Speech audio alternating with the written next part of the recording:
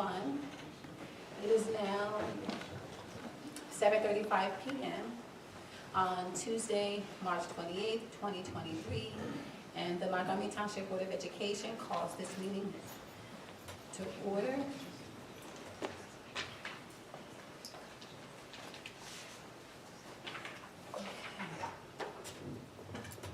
On behalf of all the Board of Education members, the superintendent and her cabinet, we welcome you to our open public meeting tonight.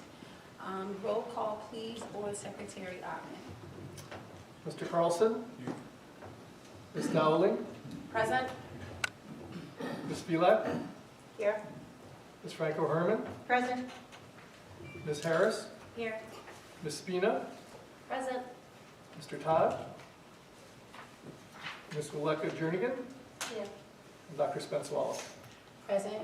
Everyone, let's please rise for the flag salute. Pledge allegiance to the flag of the United States of America and to the republic for which it stands, one nation, under God, indivisible, with liberty and justice for all. Everyone, please be seated.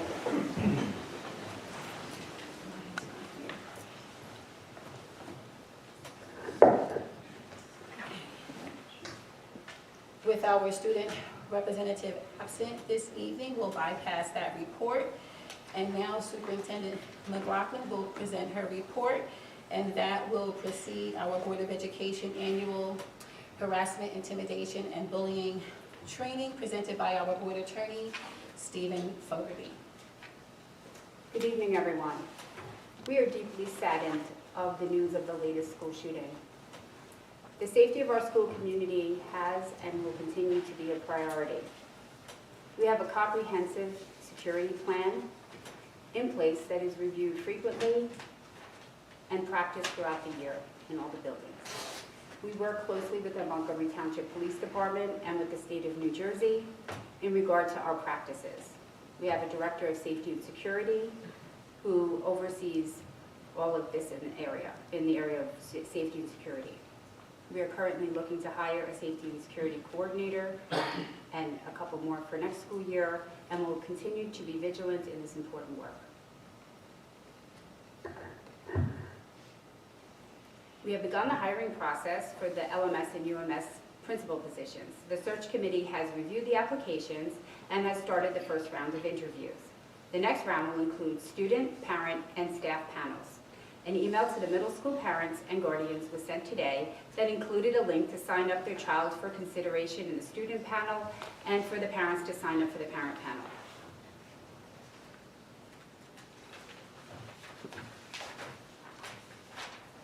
The next round of interviews is this Friday, and then we'll pick up after spring break for round 2. All of our 11th grade students participated in the NJGPA testing. A fun side note, Montgomery High School has had the top total passing percentage in the state of New Jersey for NJGPA in the category of all students for this past school year. The high school musical Grease took place this past weekend and was a tremendous success. Yes, over 80 students participated in the cast and the crew of the musical. We also brought back the school previews of the show, a post-pandemic first, and put student audiences and had the students and staff come and look, and they loved watching their peers perform. The high school science Olympiad placed second in the states. All exceptional finish to an amazing season. The high school senior trip to Florida was also an all-time success with the highest participation of 333 senior students. They had the opportunity to navigate real-world experiences and dip their toes in the pond of leaving home and experience living with their peers, and a lot of fun tossed into the mix. If you go to the MHS Cougar Den on Instagram, you can see pictures of the trip. Now I'd like to introduce Mrs. Corey Gaylord, our Director of Student Academic and Counseling Services, who is going to present our National Merit finalists. Good evening, everyone. So happy to be here. It gives me great pleasure to recognize this evening a special group of students who have been named National Merit Scholarship finalists. They join a fairly elite group nationally who have the opportunity for national merit or corporate-sponsored scholarships. The National Merit Scholarship Program is an annual academic competition for for recognition and college undergraduate scholarships. The competition is open to all U.S. high school students who meet the participation requirements. Typically, over 1.5 million students in about 21,000 high schools enter the National Merit Scholarship Program each year. Some 50,000 entrants qualify for program recognition, and approximately 8,500 outstanding students receive scholarships for college undergraduate study. Requirements for entry are the following. They must be enrolled as a high school student, progressing normally towards graduation and planning to enroll full-time in college no later than the fall following completion of high school. They must take the PSAT and NMSQT in grade 11, and they must attend high school in the U.S., the District of Columbia, or U.S. Commonwealth and Territory. There are also citizenship requirements for students attending high schools outside of the U.S. Approximately 16,000 of the high scorers, representing less than 1% of the nation's high school graduating seniors, qualify as semifinalists in each annual National Merit Program. They are the only participants who have the opportunity to advance in the competition for about 7,500 Merit Scholarship Awards. This evening, we are honoring the 14 MHS semifinalists, all of whom went on to be finalists. In order for a semifinalist to qualify as a finalist, they must continue to meet all the requirements, be enrolled in their last year of high school, have a record of consistently high academic performance, complete the NMSC online scholarship application, take the SAT or ACT, and earn scores consistent with performance on the PSAT, NMSQT, I know there's a lot of acronyms, provide any additional documentation, including the submission of a personal essay. About 95% of the semifinalists qualify as finalists. For this year, 100% of our semifinalists qualified as finalists. It's quite an accomplishment. Less than 1% of the students nationwide.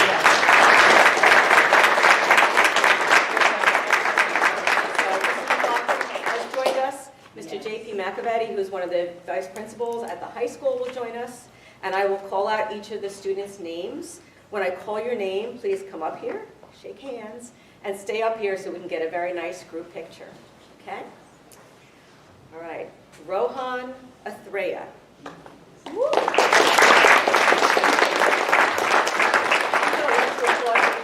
there are only 14, unlike 67 last month. George Cow.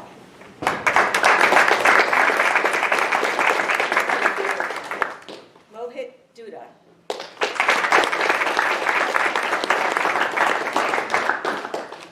Kaylee Epstein.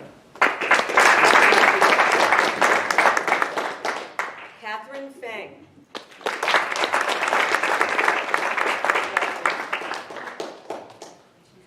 Rigel Fuller. Emily Gong.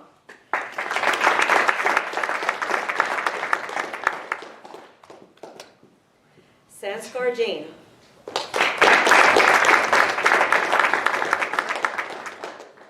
Siddhant Pava.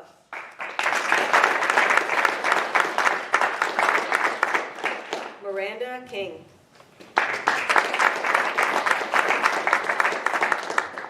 Adi Vahavkar.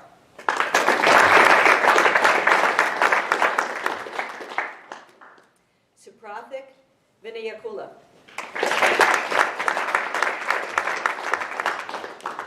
Alyssa Wu. And last but certainly not least, Eugenie Zhu.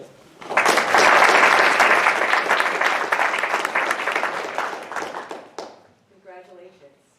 Everybody might want to get a little bit closer, maybe. Move in a little so we can get a good picture. Come on, thanks, JP. Come with me. Oh. I know, remind me there. As I have the two tall people. Oh, well.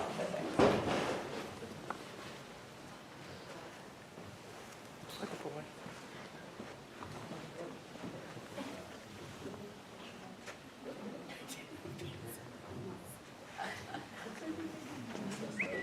Yeah, I know. Wait, it's worth it.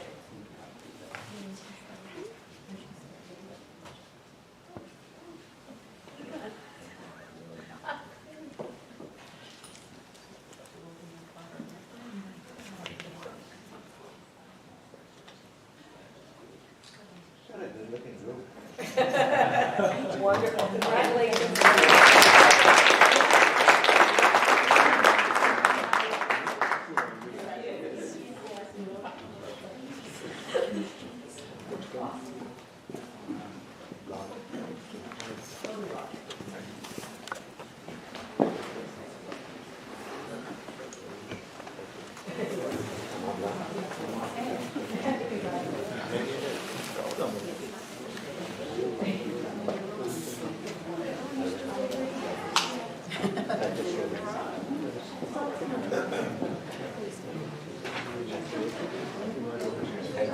The school board attorney, Mr. Stephen Fogarty, will now present the Board of Education training on harassment, intimidation, or bullying. Thank you, Mr. Fogarty. Thank you.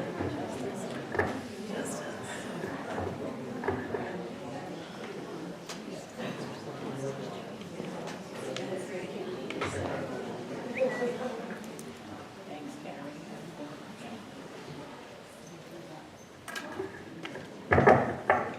As you know, even for our new board members, the harassment, intimidation, and bullying policy, which derives from the Anti-Bullying Bill of Rights, the legislation in New Jersey, as you know, you have been reviewing these cases on a monthly basis in order to determine whether, in fact, the investigations that have been conducted into these cases meet the statutory requirements for a finding of harassment, intimidation, or bullying.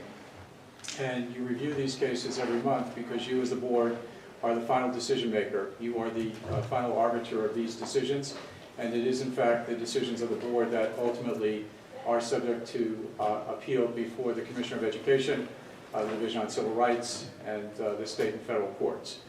So it's important that the board understand its role with regard to the final decision making. Keeping in mind that when these cases come to you, they also come to you as the superintendent's decision, not the decisions of the anti-bullying bill of, not the decisions of the anti-bullying specialists or the principals.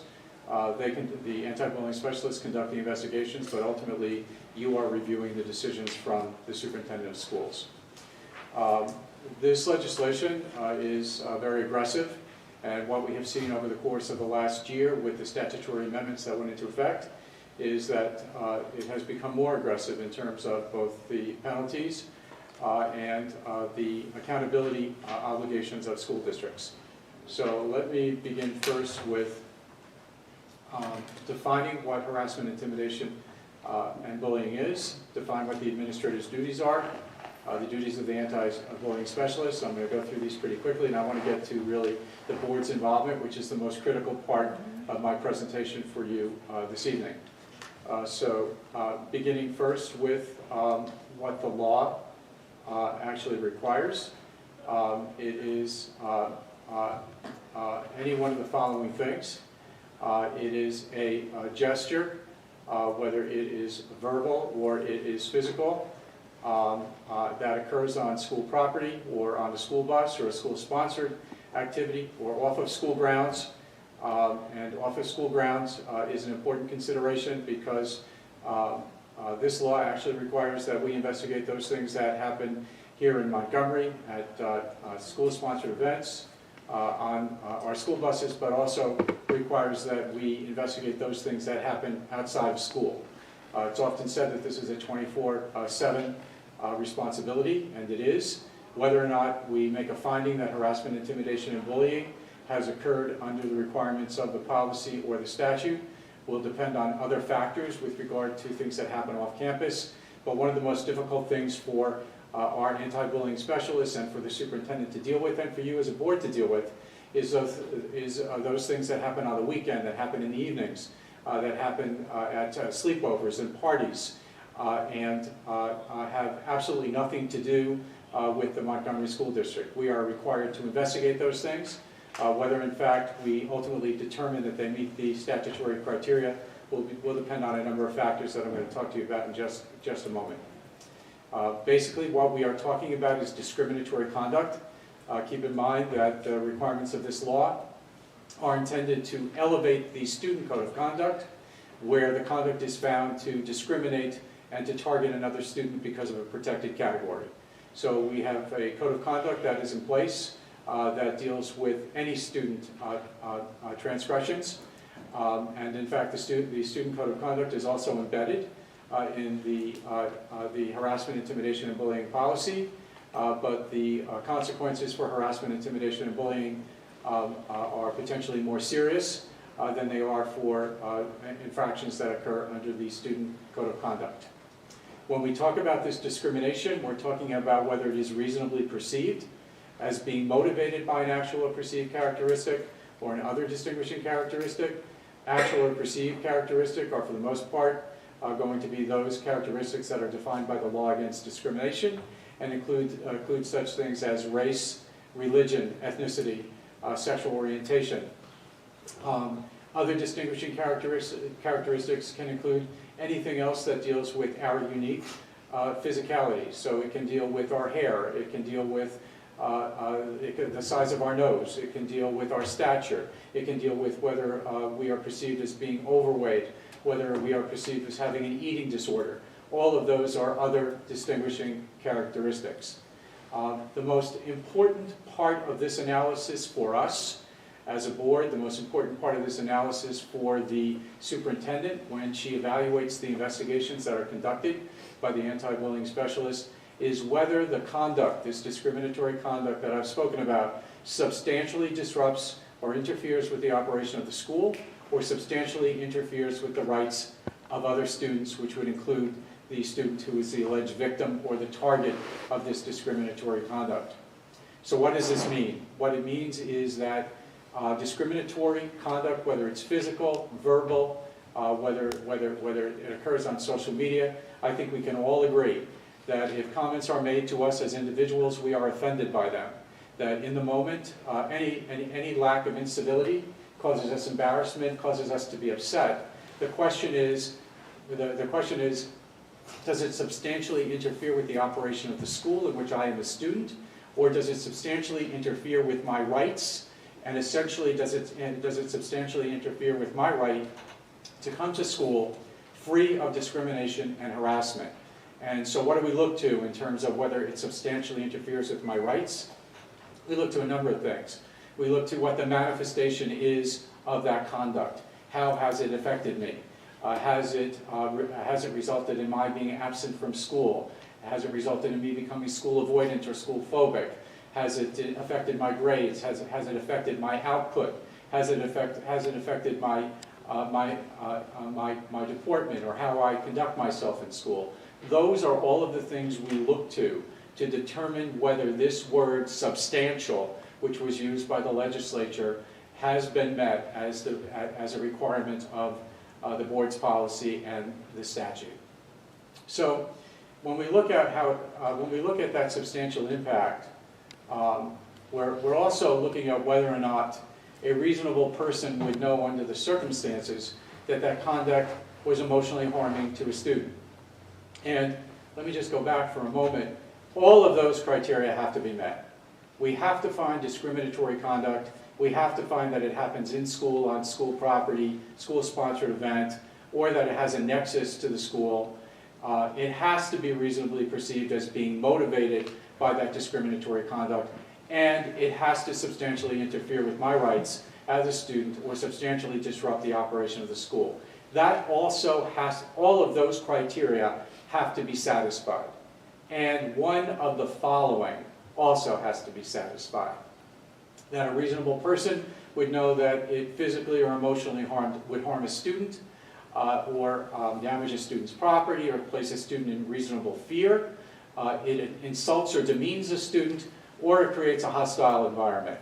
Generally, when a student is targeted with discriminatory conduct based on a protected category, and it substantially interferes with their rights, there is no question that there will be a finding that it insults or demeans that student. That seems to be implicit in a finding that it substantially interferes with the student's rights. But what is a hostile educational environment? A hostile educational environment has been interpreted by the Commissioner of Education, by our courts, to mean that I don't feel comfortable here. I don't feel welcome here. I don't feel comfortable going into the cafeteria because I've been mocked or humiliated because of my weight or because of my eating habits. I don't feel comfortable going into the locker room in the gymnasium because I've been mocked or humiliated based on my sexual orientation. That would be a hostile educational environment, that I do not feel comfortable going into a particular location or a particular environment because of the discrimination that I have been subjected to. So again, this is really just repeating what I've already said to you. This is the kind of conduct that we're talking about: name-calling, taunting, teasing, and threatening, verbal. If it's accompanied by hitting or any kind of physical altercation, psychological, spreading rumors, purposely exchanging, excluding people from activities or groups, breaking up friendships, and of course the most difficult one for us to deal with is electronic communications. Electronic communications, particularly where they take place off campus, and electronic communications, posting on social media, these are not only the most difficult, they are also the most potentially damaging to the alleged victim. They are the most pernicious. And why? Because they happen over and over and over again. Once that discriminatory conduct, those discriminatory messages are posted on social media, it is very difficult to mitigate that situation because those things seem to reappear over and over again. Reasonably perceived, as whether or not it is actually motivated by that perceived characteristic. You know, what are we looking at here? We are looking at the reasonable perception of the victim. And so I want to emphasize that we're not looking at, and this is often difficult for us to wrap our heads around, particularly when we're looking at these cases and the investigations that take place. And what typically happens is that we have a student who says readily, I said these things, I did these things, I didn't mean it, I'm contrite, I didn't understand that it was going to be that offensive to the victim, and so we have a difficult time nevertheless finding that that is an act of discrimination. And why? Because it's reasonably perceived by the victim as an act of discrimination. So whether I, as the offender, am contrite, whether I didn't mean it, whether there are some special circumstances, that is not going to negate a finding of harassment, intimidation, or bullying. What it is going to go to is the consequences that will be imposed on me for my offensive conduct. Obviously, someone who commits an offensive act, who is contrite, who perhaps didn't understand the implications of what he or she was saying, particularly when we're talking about children of tender years, we're talking about 6, 7, 8-year-old kids, we're talking about elementary school students, we have a hard time charging them with acts of discrimination under our policy and under this statute. Because of those characteristics, we have a hard time thinking that a child who is 7, 8, 9 years old can develop the ability to discriminate in that way, but yet the law requires that if it's reasonably perceived as the victim as being discriminatory, that we make that finding, and we then look to those special circumstances with regard to the consequences to be imposed on the offender.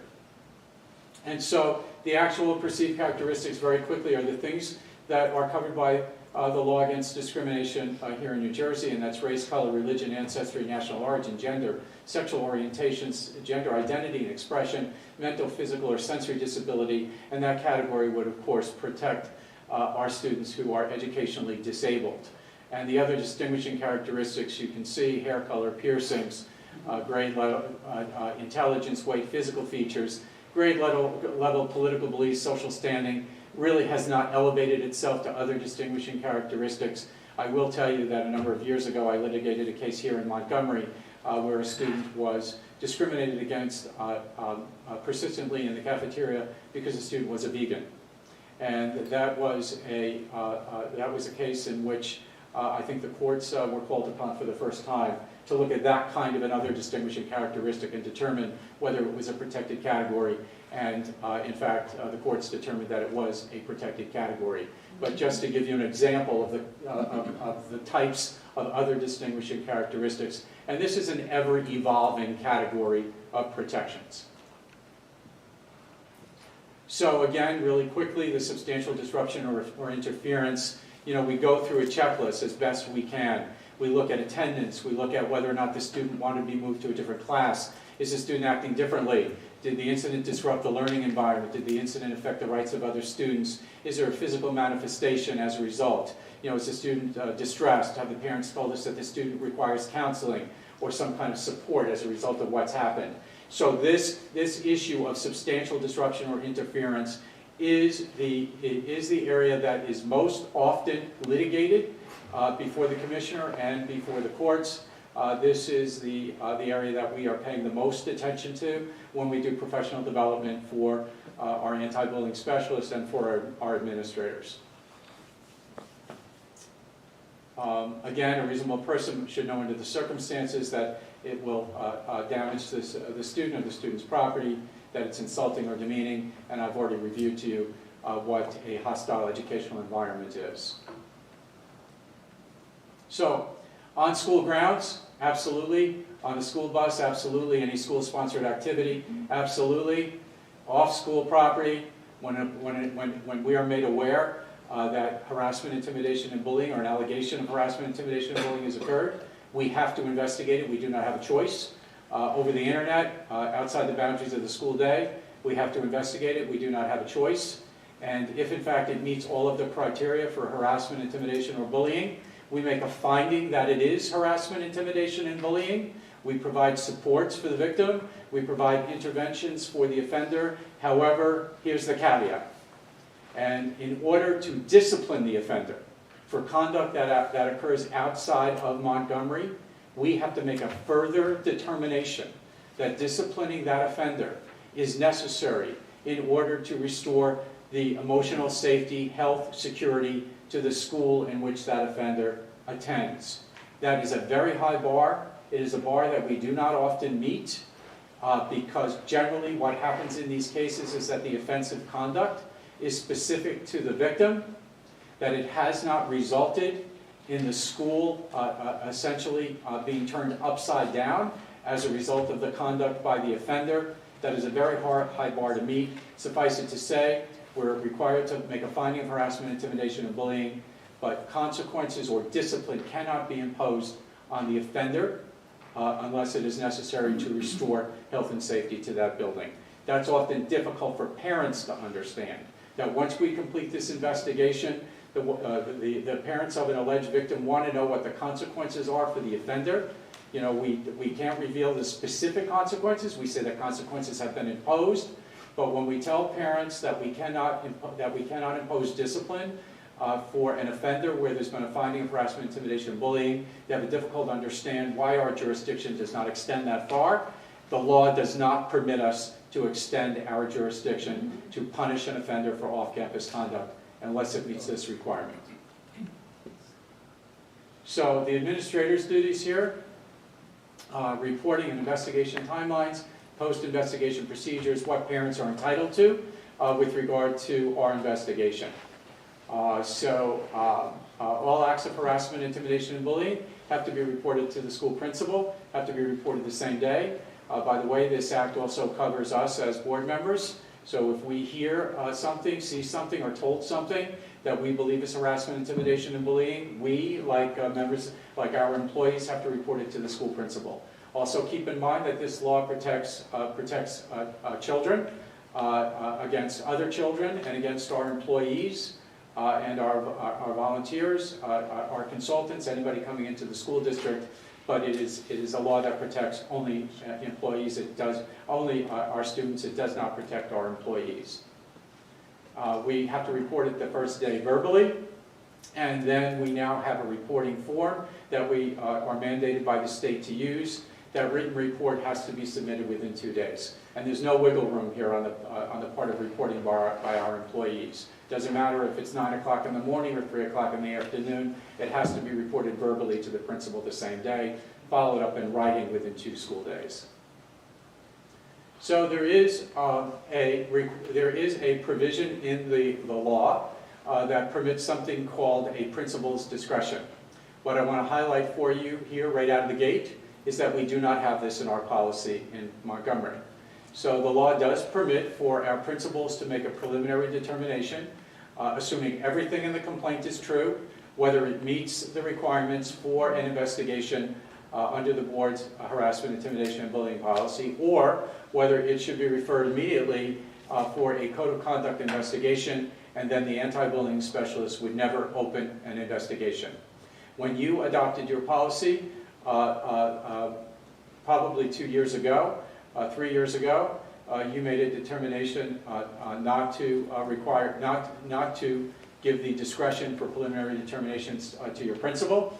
And what that means very simply is that every harassment, intimidation, and bullying complaint that comes to our principals is investigated under the policy. So you would say, why would we not give that discretion to our principals? Well, many boards and many superintendents have suggested that the better approach is that every harassment, intimidation, and bullying complaint that is filed should be investigated. Better to investigate the complaint, reach the ultimate outcome, perhaps insulate yourself from an appeal for refusing to investigate the complaint in the first place, and also ensuring that there's fidelity to the investigation with regard to what might be revealed after an initial complaint has been filed.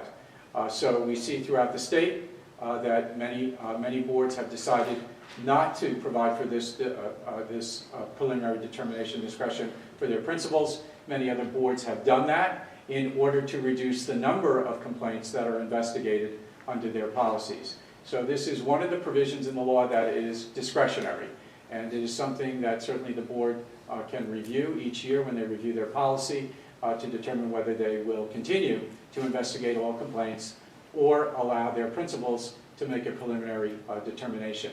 And I'm going to talk to you about some changes in the law this year, even though you do not allow for the preliminary determination for your principals. Should you decide to do that in the future, there are also some significant changes in the law that will be imposed upon us if we decide to change the policy. So the investigation timelines, the first level goes to the anti-bullying specialist. It's got to be done within 10 school days, and there's no flexibility in the joints here. And what I mean by that is it doesn't matter if there's a recess, it doesn't matter if witnesses are unavailable. We have to get that investigation done within 10 school days. Often difficult for us, often the reason why the principal has to appoint other personnel. You know, if we are interviewing 10 or 15 students, interviewing multiple staff members, often we have to call up the cavalry in order to get this investigation finished within 10 school days. Second level is the superintendent's review. Goes to the superintendent. Superintendent takes a look at the anti-bullying specialist investigation, and the superintendent at that point decides whether she agrees or disagrees with that determination. And I want to emphasize here that it is ultimately the superintendent that makes this initial determination. It is her decision. Superintendent is also invested with the ability to provide intervention services, establish training programs, impose discipline, order counseling, take or recommend other appropriate action. A little bit unusual here because we don't usually see the superintendent having this kind of authority when it comes to imposing discipline on students. This is usually done school-based. It's usually done by our principals and our assistant principals. We generally don't see the superintendent becoming involved in administering these kinds of services and these kinds of consequences. But the legislature has said that the superintendent needs to have oversight here, and she needs to take a look at what has been done as a result of these findings, because also keep in mind that the code of conduct may very well have already been implemented. If the investigation reveals that the offender admits to the wrongdoing, then the principal may very well have implemented the code of conduct consequences. Superintendent has the ability here to take a look at that and say, I would do more, or I would provide for other interventions other than the discipline that's already been imposed. Third level, Board of Education. So the results of the investigation are reported to you at the next scheduled board meeting after the investigation has been completed. I want to emphasize here that the first time that these cases are presented to you as a board, it's advice. It's not advice and consent. You do not make a decision at that first board meeting. Superintendent is reporting to you on the results of the HIV investigation, general information about the students, the school, the services that were provided, discipline that may have been imposed, any other actions that she may have recommended. And again, this is advice. It is not advice and consent. That comes later. So sharing information with the parents. Within 5 days after the superintendent presents the HIV results to you, parents must be advised of the superintendent's decision. They have to be advised about the nature of the investigation, whether it was determined to be an act of harassment, intimidation, and bullying, whether discipline was imposed or services were provided to address the acts of harassment, intimidation, and bullying, and parents of both the victim and the offender are entitled to all of the investigation materials subject to redaction. So what does that mean? That if I am the parent of the victim, I am going to get all of the investigation materials, but all of the names of the student witnesses and the name of the offender are going to be redacted from those documents. And if I'm the parent of the offender, I'm also going to get all of those documents with redactions of any students other than my own child. Names of employees who may have been witnesses, names of teachers, administrators that may have been witnesses in the investigation are not redacted. So the redactions are to protect the privacy rights of children. But suffice it to say that parents are entitled to the entirety of that investigative report. So then there is the potential for a hearing before the Board of Education. And you know that these hearings are conducted in executive session. The legislature has said that parents cannot waive the rights of their children with regard to any hearing before the board, any appeal hearing. Parents have to request that hearing within 60 calendar days of receiving the written information about the investigation. If they request a hearing, we have to hold it within 10 calendar days of the request, not school days. So we will often ask parents if they will waive this statutory requirement so that we don't have to schedule a special board meeting and can actually have this hearing at the second regular meeting of the board before the board makes a final decision. But if parents are not willing to do that, we have to comply with this 10-day hearing requirement. At the hearing, the board may hear from the anti-bullying specialist about the recommendations for discipline or services and any programs instituted to reduce acts of harassment, intimidation, and bullying. I want to emphasize here that that's up to the board. Whether the board would like to have the anti-bullying specialist present to provide additional information is entirely within the board's discretion. I also want to emphasize that these hearings are not adversarial hearings. And what I mean by that is that parents have the ability to come before the board. They have the ability to present any witnesses or evidence that they wish you to consider. But we do not have an obligation to present the case first to the parents, nor do the parents have the ability to cross-examine our witnesses, to cross-examine board members, or to cross-examine the superintendent. And while I attend many of those hearings, I do not prosecute the offenders. All of that entire determination has already been made by the anti-bullying specialist and by the superintendent. Suffice it to say that it is the parent's responsibility, whether it is the parent of the victim or the parent of the offender, to convince the board that the superintendent's decision was wrong and why it was wrong. Following that hearing, the board then has the obligation to either affirm, reject, or modify the superintendent's decision. And I want to emphasize that the board is the final decision maker. You either affirm that decision, reject that decision, or modify that decision, and the law requires that we provide parents with a written decision, not only identifying the decision, but setting forth the reasons for that decision. An appeal of the board's decision can go to the Commissioner of Education within 90 days. Parents of the victim only can file complaints with the Division on Civil Rights within 180 days. So sharing information with parents before the investigation begins is really making parents aware of what the investigation procedures are, what the timelines are, what their appeal rights are. Other than that, we do not disclose any of the results of the investigation. We do not make anything available to them in terms of witness statements, the investigative report, rather providing them with information about what the procedures are with regard to investigations under our policy, and ultimately what their appeal rights are and the hearing procedures before the board. After the investigation, I've already told you, parents are entitled to all of that information, and that's in accordance with federal and state law. So, board's involvement with the harassment, intimidation, and bullying policy. All board members, as well as I've told you, employees, volunteers, and contracted service providers must verbally report any alleged violations of the board's HIV policy to the principal. And if you're a board member and you are reporting that to the principal, you have to give a written report within 2 school days, just as anybody else does.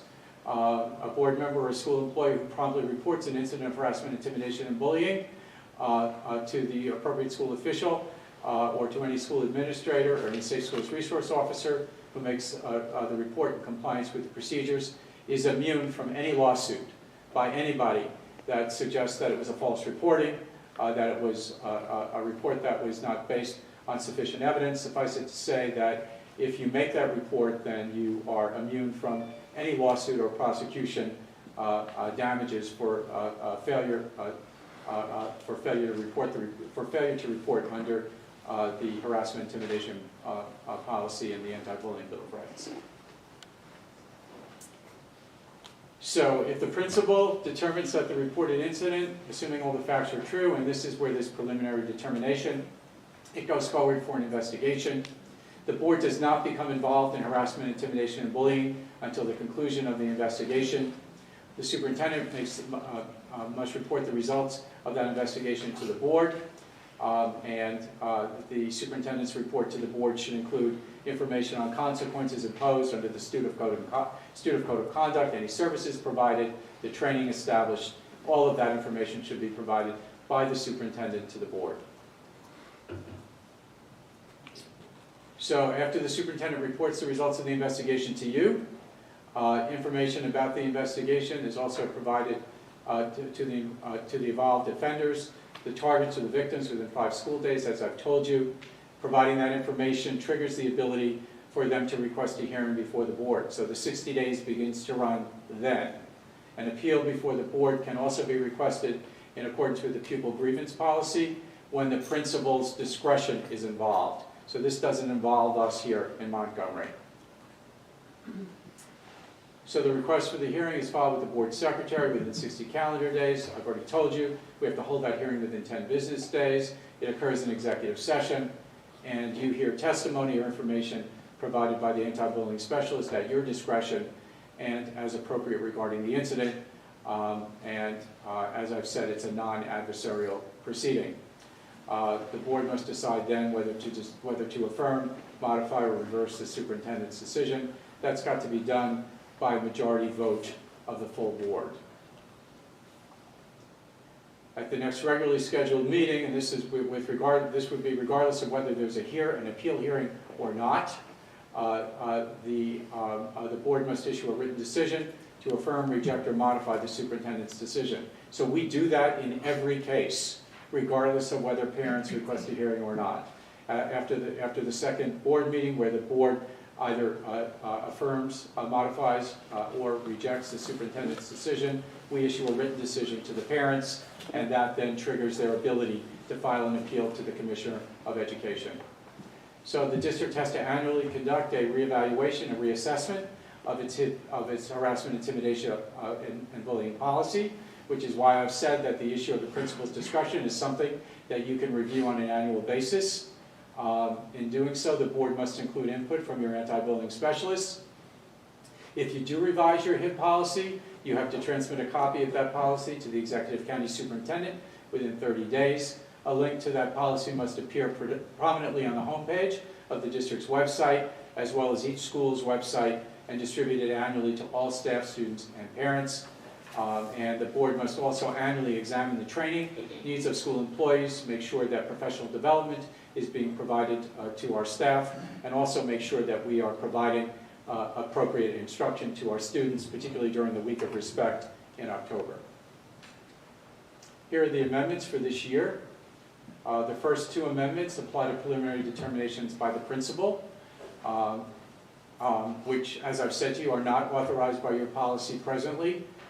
If you decide that you're going to revisit that, what that means is that your principals would make a preliminary determination, and under the amendments, the superintendent may disagree with that determination, and if she disagrees with that determination, she can direct that the principal conduct that investigation, notwithstanding that the principal made a preliminary determination not to do so.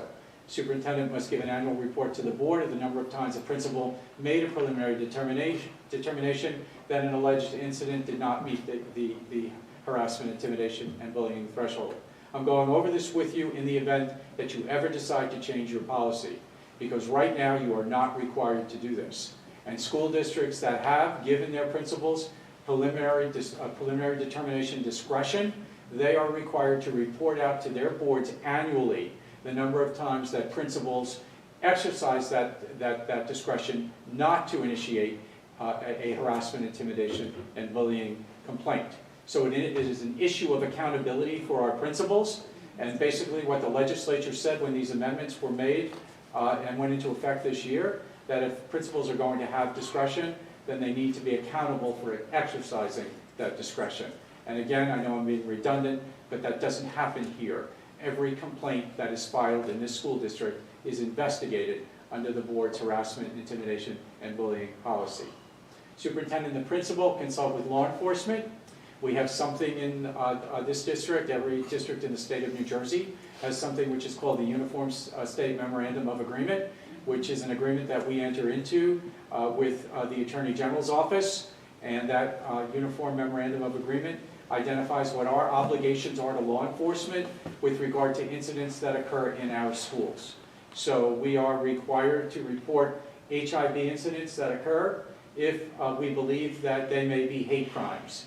So if in fact swastikas were painted on our school buildings, for example, if in fact other racist or ethnic slurs were painted in our bathrooms or in our hallways, potentially that would be a hate crime. Under the Law Enforcement Memorandum of Agreement, we would have an obligation to report that to law enforcement. That becomes important for two reasons. Not only because we are fulfilling our responsibilities under this agreement, but also because we have to defer to law enforcement. We would never conduct an HIV investigation until after the criminal investigation had been concluded. We basically stand down, and under the Law Enforcement Memorandum of Agreement, we give notice to the victim and the offender that the investigation in this school district has been paused pending a result of the criminal investigation. So in addition, big change in the law, and this is, of course, has raised a number of concerns by parents. We see that the number of appeals being taken has increased significantly because for the first time, acts of harassment, intimidation, and bullying that are affirmed, a copy of the investigation results must be placed in the student's permanent record. That was never the case before these changes were made by the legislature to go into effect for this school year. These went into effect for 2022-2023. In addition to that, they also imposed progressive discipline.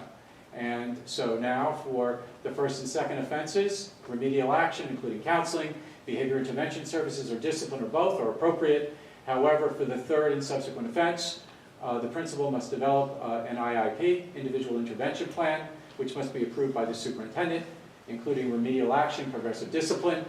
Can also require that both the student, the offender, and the student's parents or family members participate in a class or training program to reduce those HIV behaviors.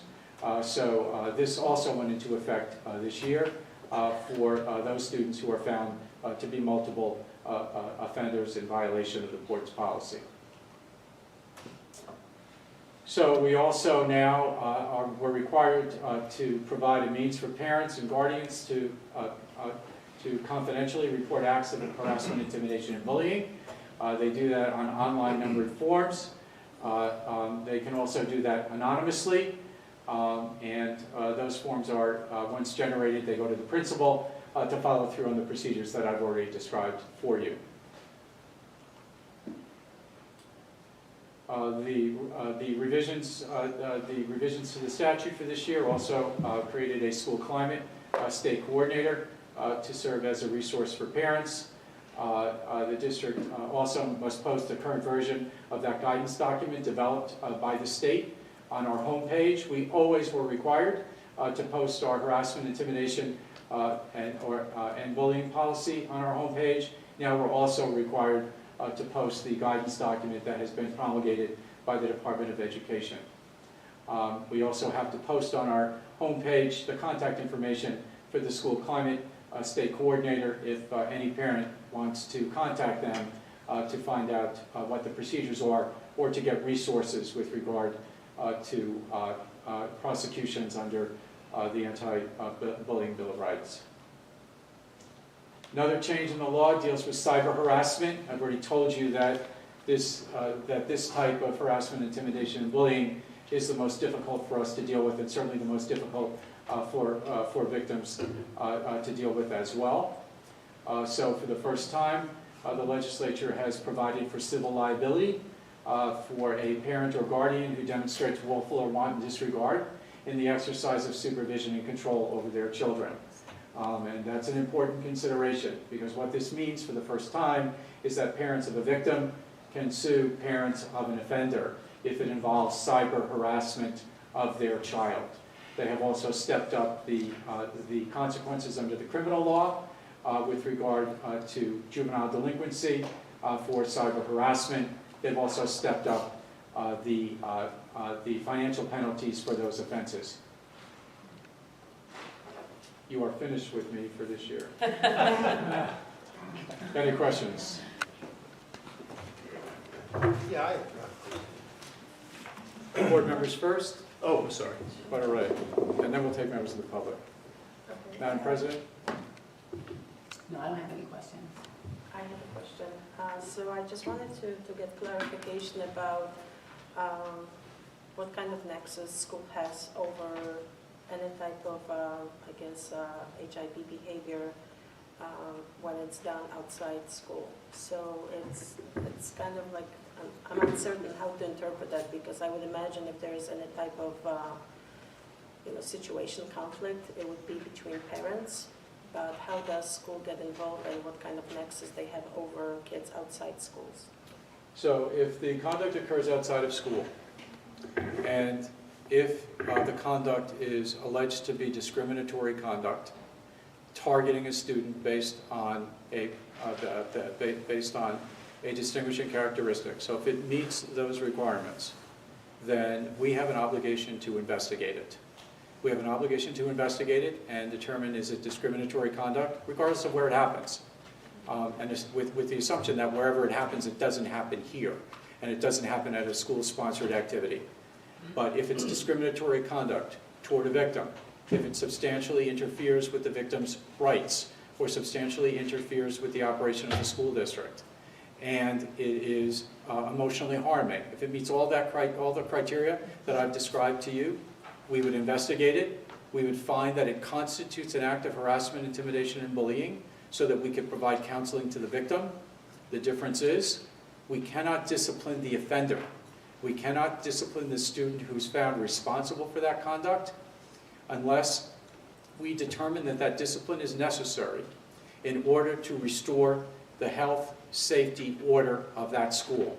And that is a very high bar, and not one that we often can reach. But we, go ahead, I'm sorry. So the conflict would have to create some type of disruption that will carry over to school, right? Yes. So let me give you an example that probably would help everybody to better understand that concept. Let's assume that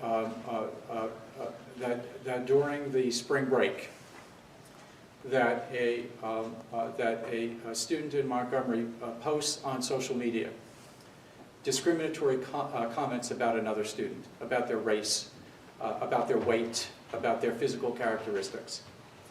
And that student is justifiably upset, and their parents are upset about what has happened to their child. They file that complaint with our principal. The principal looks at that and realizes it has no connection to our school district. we have an obligation to investigate it anyway, because it meets the requirements of the law for an investigation. And if we find that it meets all those requirements, we're going to provide support to the victim. But we cannot discipline the offender, the person who is responsible for posting all of that on social media, because the likelihood is that while it has offended me, it has not substantially disrupted the school that I attend, and it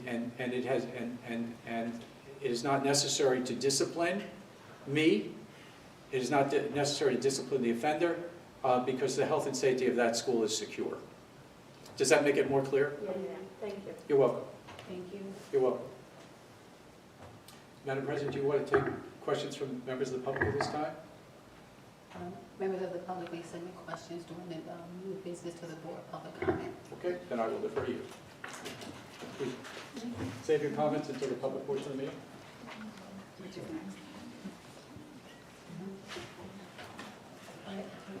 So thank you again, You're welcome. Board Attorney Stephen Fogarty.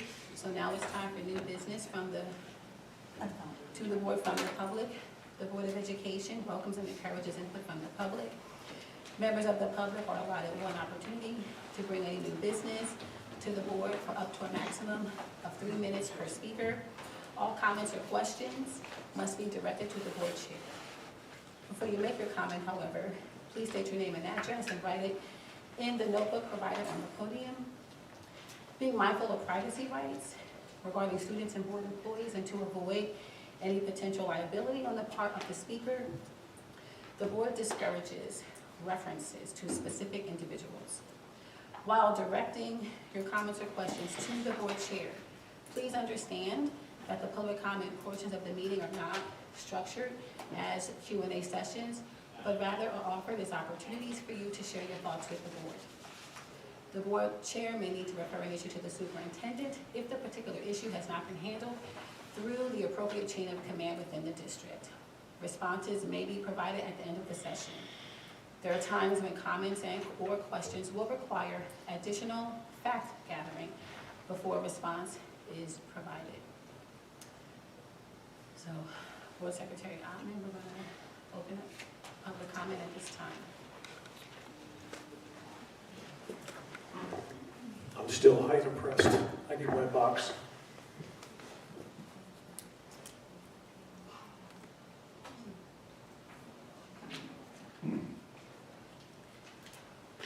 Okay, hi everybody. Jeff Grant, 6 Livingston Drive. Nice to meet you, Mr. Fogarty. Nice to meet you.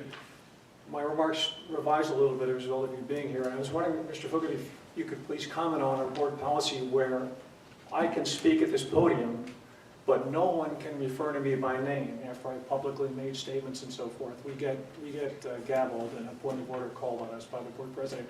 And the question is, what statutory policy or what statutory basis is it for my not being able to mention anybody's name at this podium, even though they publicly made statements? So you can answer that at the end.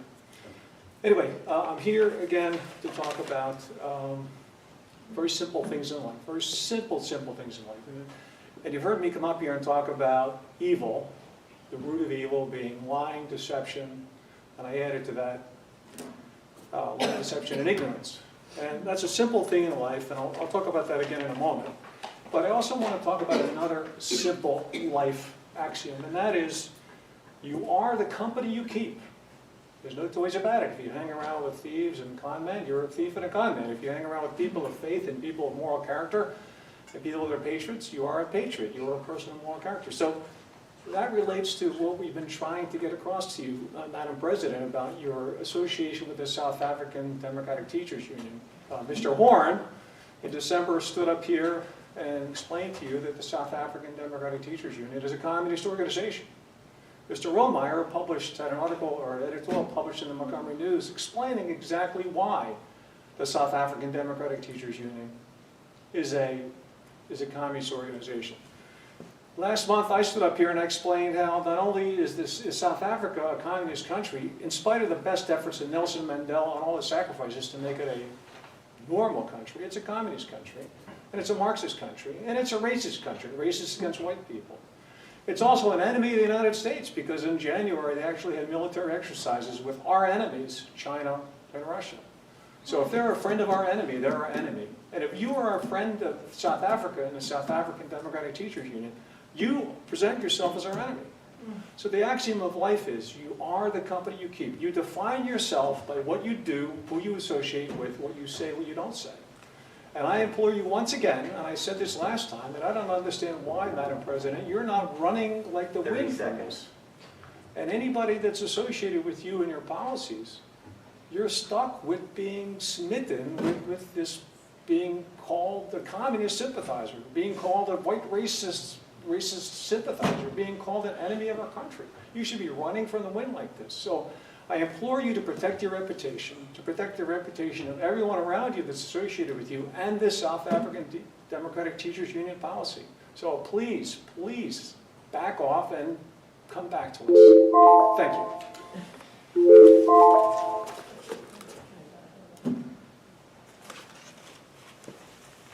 Yes, sir.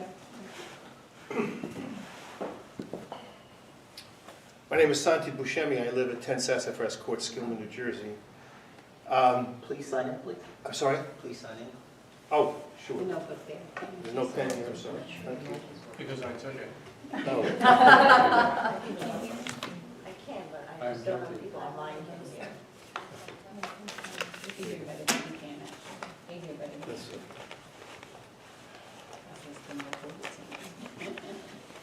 Thank you. Thank you. My name is, as I said before, Santi Buscemi, and I was going to ask our board attorney here. It seems like a lot of law that you presented us today, and I know that's not your fault, and I know that certain circumstances today require more laws than governed schools when I went to high school, grammar school. But I want to know that if I were to be accused of using an inappropriate gesture, remark, or action toward one of my fellow students, and I was interviewed by the principal of the school, would I have the opportunity to bring counsel with me, or an advocate, my parents, to advise me as these questions were asked? Would I be permitted to bring witnesses, other students who may have seen what went on there? You know, when I went to school, I get into a fight with my cousin almost every day. We're in the same school. And the teachers finally said, you know, you go over there and you go over there, you're both wrong. And that was that. So would I have that opportunity to bring an advocate with me? Whether it be a teacher, a counselor, my priest or minister, another student. That's my question. Thank you. We'll respond at the end of public comment. Okay, thank you. Thank you, sir. Is there anyone else that plans to speak during public comment? Please approach the podium at this time. I'm coming. Thank you. So happy. No, thank you, because I think you made the microphone stop working when you did that. Yeah, I don't think it's working. You're special. Points for you. Here's the box. I used the box a month ago, it was great. She rejected the box. I rejected the box today though, because I think the box is helpful. Hi, everybody, Francine Pfeffer, 5 Mystic Drive, Skillman. So at the start of this month, while some of you were here listening to the governor tell his bad library joke and listen to how much school funding we were getting, I was in the State House doing my job, listening to a hearing on teen suicide, not nearly as interesting or as good a day, and how we can help students. One of the biggest factors, there were a lot of speakers there on prevention for teen suicide, school counselors, mental health professionals. I cried a couple times listening to the people talking. And one of the biggest factors they brought up was school climate and school culture and how that influences students in a school. They gave out the statistic that queer teens are 4 times as likely to commit suicide because they need a safe place in school. We all need a safe place in school. All our students do, and the staff as well. Everyone, all of us in this room experienced a traumatic event due to the COVID-19 pandemic, and when we add that to the trauma children may face, Mr. Fogarty just talked about how social media is so impactful on students, and one of the speakers at that event did talk about how social media has resulted in the bullying. The comments are nonstop. It used to be you got home at the end of the day, you could shut the door, you were with your friend, you were away from those kids, you were with your family. But now those phones, those kids are addicted to them, those phones don't stop, and that impact is nonstop. I went to library school where I got a degree not in like cataloging books, but it was really, my degree was information science. And we talked about information overload 20 years ago. I got that degree in 2003, and think of how much more prevalent the internet is today, right? This past weekend on Saturday, I worked with the New Jersey State School Nurses Association, and I went to their conference. And while there was plenty of talk about diabetes pumps and epilepsy treatments, the other big thing that they talked about was their role in helping with students with social emotional learning and how important that is. So why I'm up here telling you these things is because I am asking you to please to continue helping students with social emotional learning. It is so important. There was this great speaker at the nurses conference who explained, had this great pie chart. I'll be happy to share it with anybody. It's social emotional learning. It's all things we want children to have. It's social awareness, self-awareness, self-management, responsible decision-making, and relationship skills. That is what social emotional learning is. It's nothing that we should demonize, and it is really, really important that we do it in schools. And in schools, there were rings around his pie chart. In classrooms, it's the classroom climate. In schools, it's the school culture and practices that we have. With our families, it's having authentic partnerships between school and family. And in communities, we should have aligned learning opportunities. And I feel that some people are demonizing social emotional learning, and that is really inappropriate and unfair. Thank you.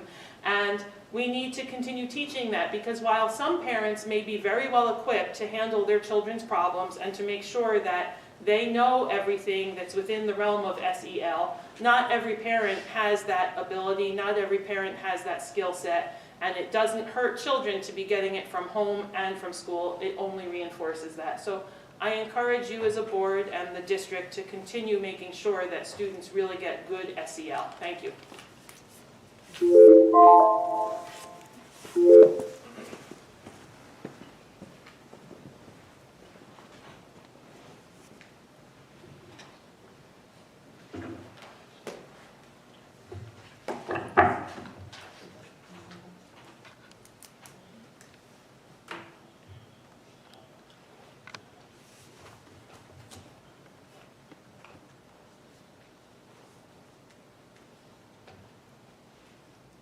My name is Wei Ping Dong.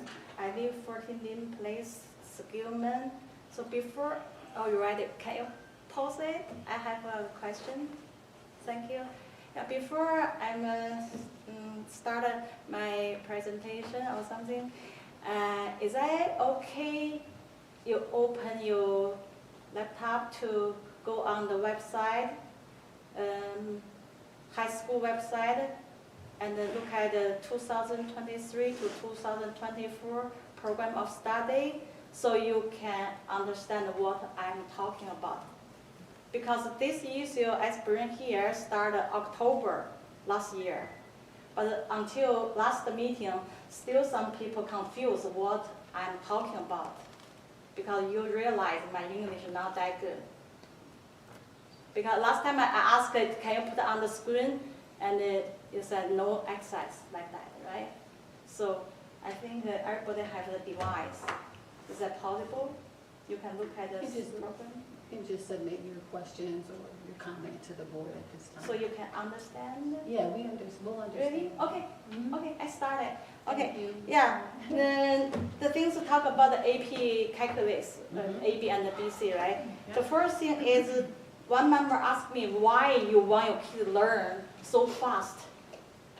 Why you take a BC instead of AB? So my answer is not I. The school, yeah, thanks to Mr. Carlson, he told me a word, drive, D-R-I-V-E. The school drive our kids to there. As I mentioned before in the previous meeting, our school have a very advanced math program started 5th grade. The kids who were selected by the supervisor take a pre-algebra.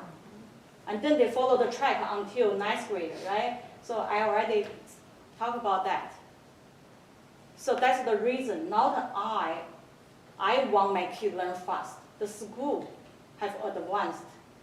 And the second one is people asking, if you take a BC, you're gonna missing something. So that's why I want you to open the program. The program says the BC is a combination of A, B, and C. That means nothing missing. BC is combination of A, B, and C. It's just a fast pace. The second one. And the third one is, oh, I forgot, sorry. I forgot the paper. I want to pass to you.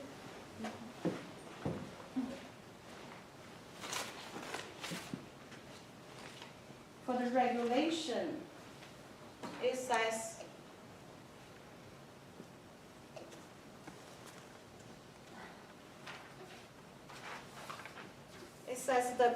the class teacher allowing in deep learning that the student select in the area. Okay, so would you somebody can explain this? So for me, my understanding, the administrators, when you review the POS, you should realize or aware these things. Apply this regulation to your program of study. And the last thing is, I forgot. I have to take a look because, yeah. Oh, I think our school should keep the consistency, which means if you have a program, advanced program from middle school, 30 seconds. you have to continue in high school. You can't suddenly realize something wrong, maybe wrong, and then you hold our kids back. So since I don't know what the exact reason they not allow ninth grader to take a BC, but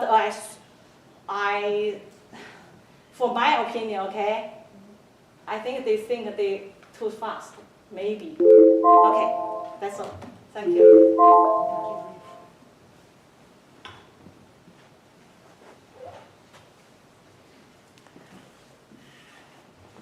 Is there anyone else that will submit public comment at this time? Please approach the podium.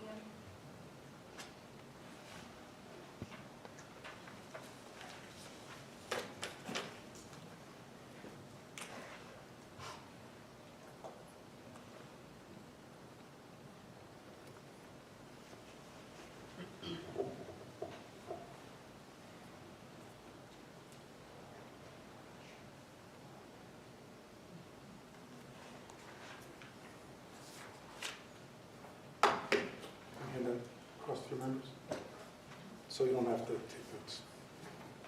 My name is Rick Cavalli from 83 Cairns Place in Belmead. My questions have to do with full K day kindergarten and related to an email I sent to the board earlier this week. To date, what monies have been spent and or committed to full day kindergarten, separate from the funds already in the budget for half day kindergarten? How are these two budgets being managed, separate accounts and separate tracking? Please advise. In my review of the public record, I do not see any detailed multi-year budget. Do you have such a budget? Was one calculated before the referendum, and was it presented to the public in the multi-year budget process? And if so, can it be put on the Board of Education website? Has the budget changed since this presentation? And if so, how? Are you planning on tracking the changes in the budget on the DOE website, akin to how you did it during the MTSD tracking of a referendum about 7 years ago, where we constantly updated the projects, the cost, and the progress? I do not see a detailed multi-year demand analysis, meaning how many students are you looking for this year, next year, the following year, and the year thereafter, because that greatly impacts the cost of your budget and the assumptions that you put forth. If it wasn't done, why not? Did you do a detailed risk analysis on the businesses in Montgomery for the lost revenue that they may receive or not incur because of the shift of kids from for-service versus going to the public schools and what that has to do and the implications on the community. Further, I did not see a costing analysis that said if I live in Montgomery for 30 years and my taxes go up for $800 a year, assuming no inflation, assuming no cost increasing for health care, that's about $24,000 I'll spend as a taxpayer over 30 years. How much does it cost for a family to put a child in half-day kindergarten for a year? How many people am I funding as a Montgomery resident for 1 half-day of kindergarten? And what is the benefit of that 1 half-day of kindergarten? I'm essentially paying for 1 year of Rutgers tuition. Was that analysis done? Was that put in your calculation to recommend full-day kindergarten?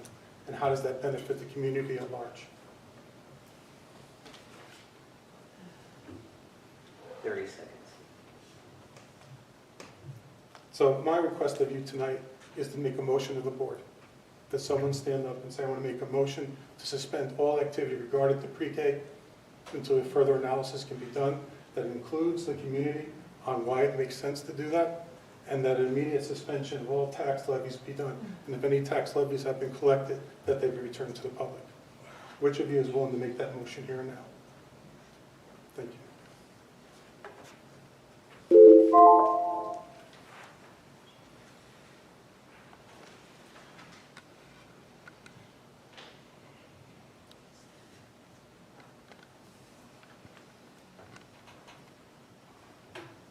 Is there anyone else wishing to make public comment at this time? Hearing none. New business to the board public comment session is now closed. Thank you for your questions and your comments. I will ask Superintendent McLaughlin and our board attorney Stephen Fogarty to respond to the questions that you're able to at this time. The question was,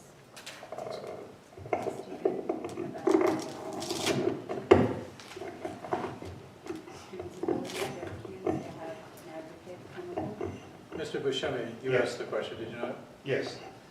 The question that you asked is whether or not a student who is accused of inappropriate actions or gestures and is interviewed by the principal, your question was whether that student would be entitled to be represented by an attorney or an advocate.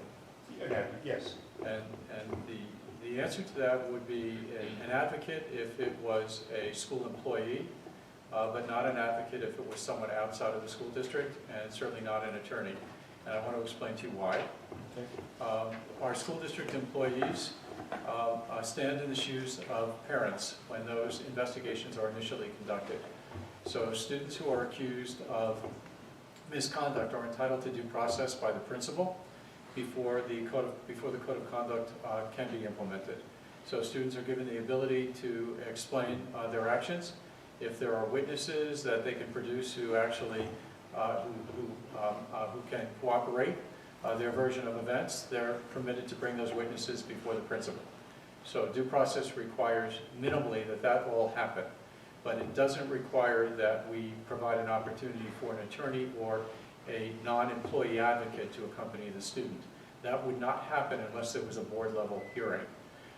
But certainly if the student wanted someone that they feel comfortable with in school, a teacher, a guidance counselor, a case manager to be present, that would certainly be accommodated. So if it goes to the board, then at that point, would that student have the ability to bring along an advocate who is not a member of the educational Yes. community? He would? Yes. He or she would, yes. Or an attorney for that Or an matter. attorney, okay. Yes. Well,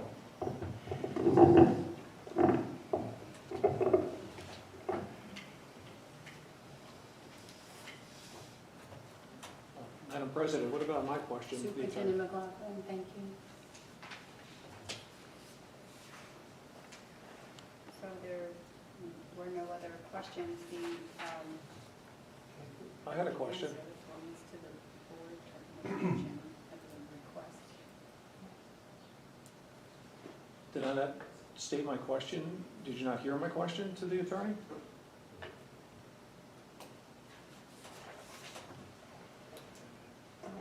Oh, I know. need my questions, so you I understand? have your question. She wrote it down. Thank you, Mr. Green. So, Mr. Grant, the part of your question that I did hear, I thought, was you asked what board policy or what law would prevent you from stating the name of an individual during the public comments? An individual that made public statements at this podium, what would prevent me from mentioning that person's name? There is nothing that would prevent you from mentioning that person's name. Thank you. You're welcome. That's it. So thank you, Mr. Fogarty and Superintendent McLaughlin. We'll move on with our agenda.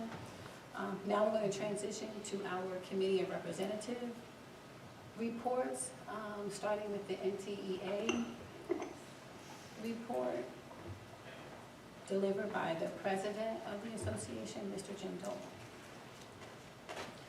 Good afternoon, board members, administrators, and community members. Just want to start out thanking or acknowledging our national scholars tonight. That's pretty prestigious and certainly a culmination of a lot of hard work all the way from the beginning of their educational career, assuming they were in Montgomery the whole time, all the way to high school. So congratulations to our scholars. Quite amazing. I'm here tonight, I just want to acknowledge some of the remarks also that Superintendent McLaughlin made earlier tonight about how saddened we are about the another tragic school shooting. Our thoughts and prayers are certainly with the Nashville community. I'm sure we've all thought and reflected a lot on that as we've seen on the news. The cost of security is really high, but lives are really priceless, as we know. We have a fantastic director of safety and security here in our district. We're lucky to have him. We have a big component of our district budget is going to be going towards safety and security to help our district, so really happy and proud about that. Annual budgets are difficult, they're confining, and they cause us to make decisions about what to do and when to do it. So my ask of everyone on the board and administrators is to always keep safety and security at the top of that list. So as things change, as things evolve, as budgets are discussed, to see whatever we can do to really get safety and security here in Montgomery. Because we need to do it for our kids, we need to do it for our staff, we need to do it for our community as well. We can't always prevent things, but we can certainly mitigate them if God forbid anything did happen. So that's my short remarks for this evening. I thank you always for your time. Thank you. So now board member delegate or representative reports at this time. Okay. Hearing none, we're going to move to our board committee reports, starting with assessment, curriculum, and instruction. And as always, it continues to be an honor to serve as the board chair of the ACI committee. I share that responsibility with the assistant superintendent, Damian Papa. We conducted a hybrid meeting on Wednesday, March 15th. Now, at the beginning of the meeting, the UMS Vice Principal, Mr. Accardi, reviewed changes to UMS's program of studies. The math course changes have already been reported out on and reflect what you see on the screen. Further, Mr. Accardi reviewed the addition of a semester-long new world language course titled Discovery of Hispanic Language and Culture. The program of studies course offerings are reflected accordingly, and all title changes are included, such as addressing students with a disability transition needs.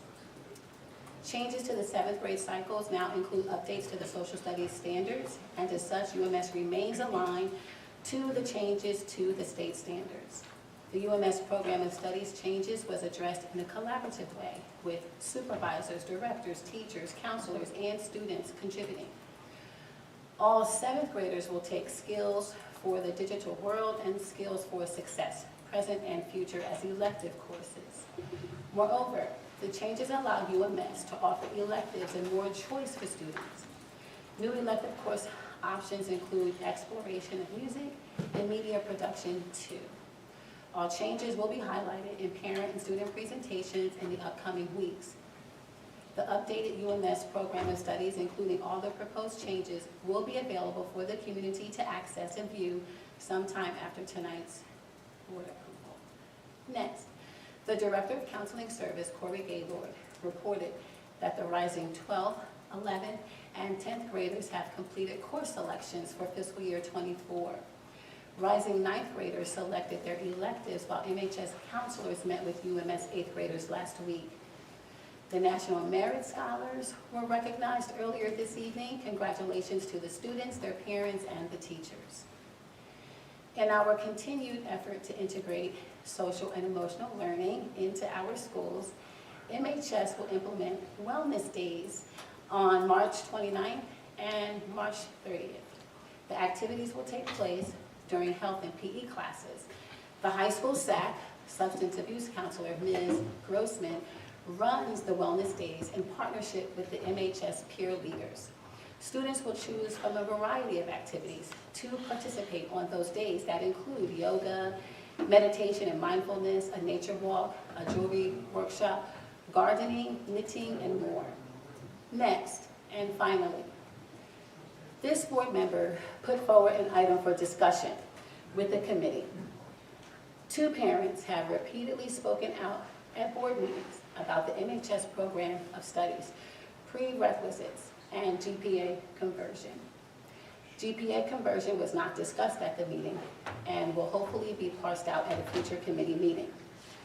One parent particularly has advocated for her now 9th grade son to be allowed to take the AP Calculus BC course rather than the AP Calculus AB course during his 10th grade school year.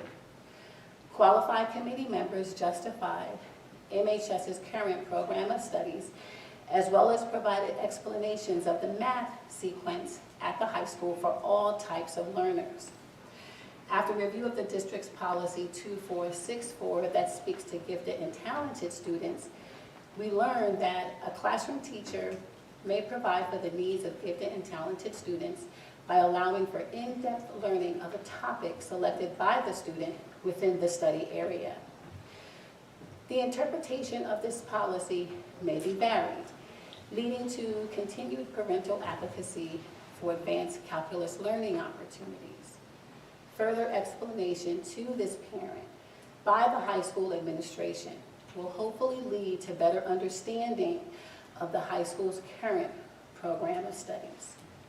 This concludes my ACI report. Do board members have any questions or comments at this time? Board Member Dowling? Thank you. Just to clarify, the pre-calculus class has 9th, 10th, and 11th graders in the class presently, is that correct? Yes. So are 10th and 11th graders who are currently in that class able to take the Calc BC next year as juniors and seniors? That is our understanding according to the program of studies. So the only thing blocking this child from not, the 9th grader from taking Calc BC is that he's not in 11th or 12th grade? The program of studies tells us that there are two requirements for a student to take the AP Calc BC class. One is to be a junior or senior, and the other is to achieve 94% in the prerequisite class. I guess would be the pre-calculus class. And this parent student is currently taking the honors pre-calculus class as a 9th grader.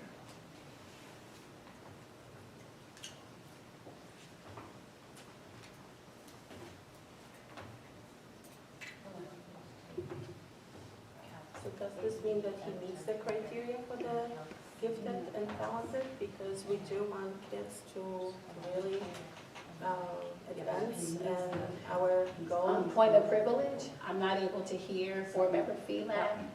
Right, so if one board member could please speak at a time.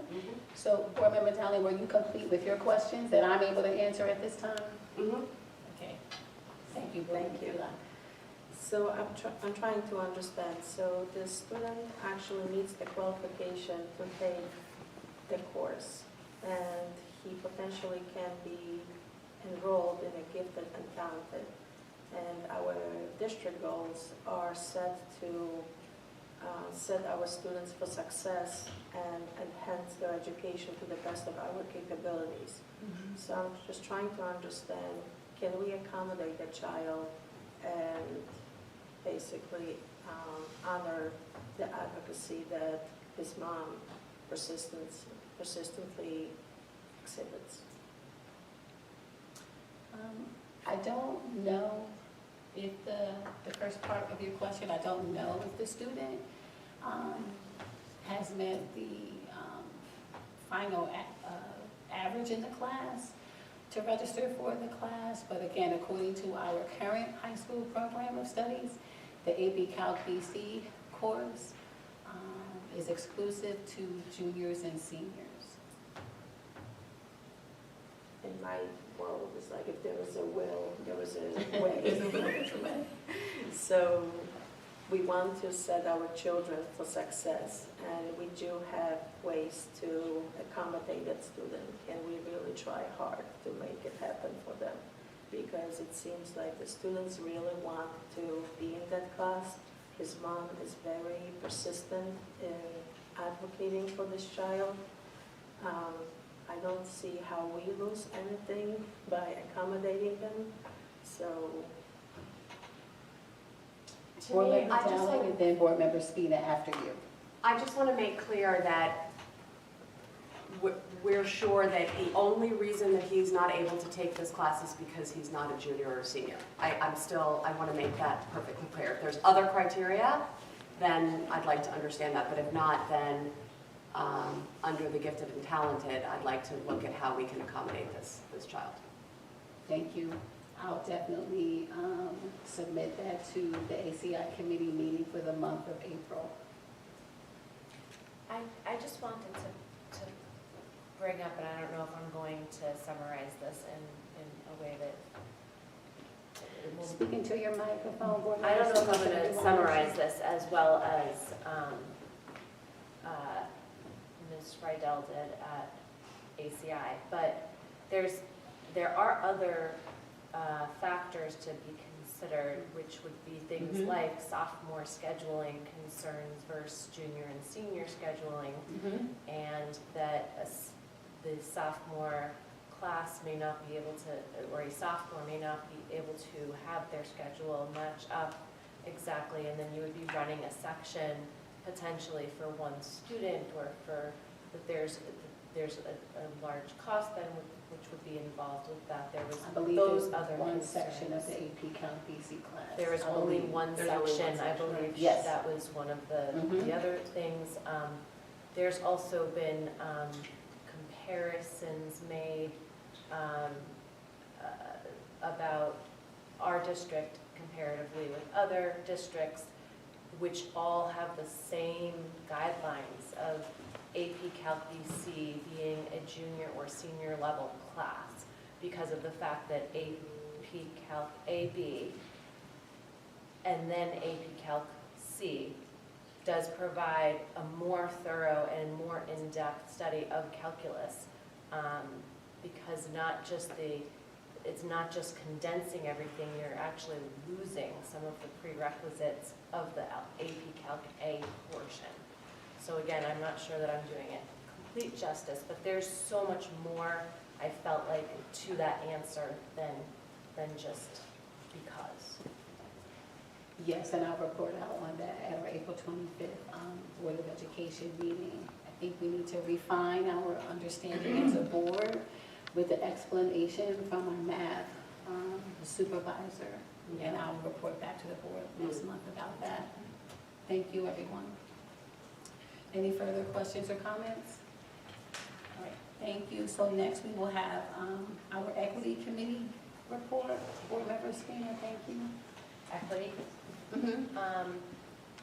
We met on March 16th, and the topic of our discussion was surrounding personnel, and specifically in thinking about, and thank you to Ms. Mavis, who was able to come to join us and talk about what our diversity hiring looks like in Montgomery, what hiring actually looks like, I think, overall, because it's been quite difficult in the field of education to recruit new faculty.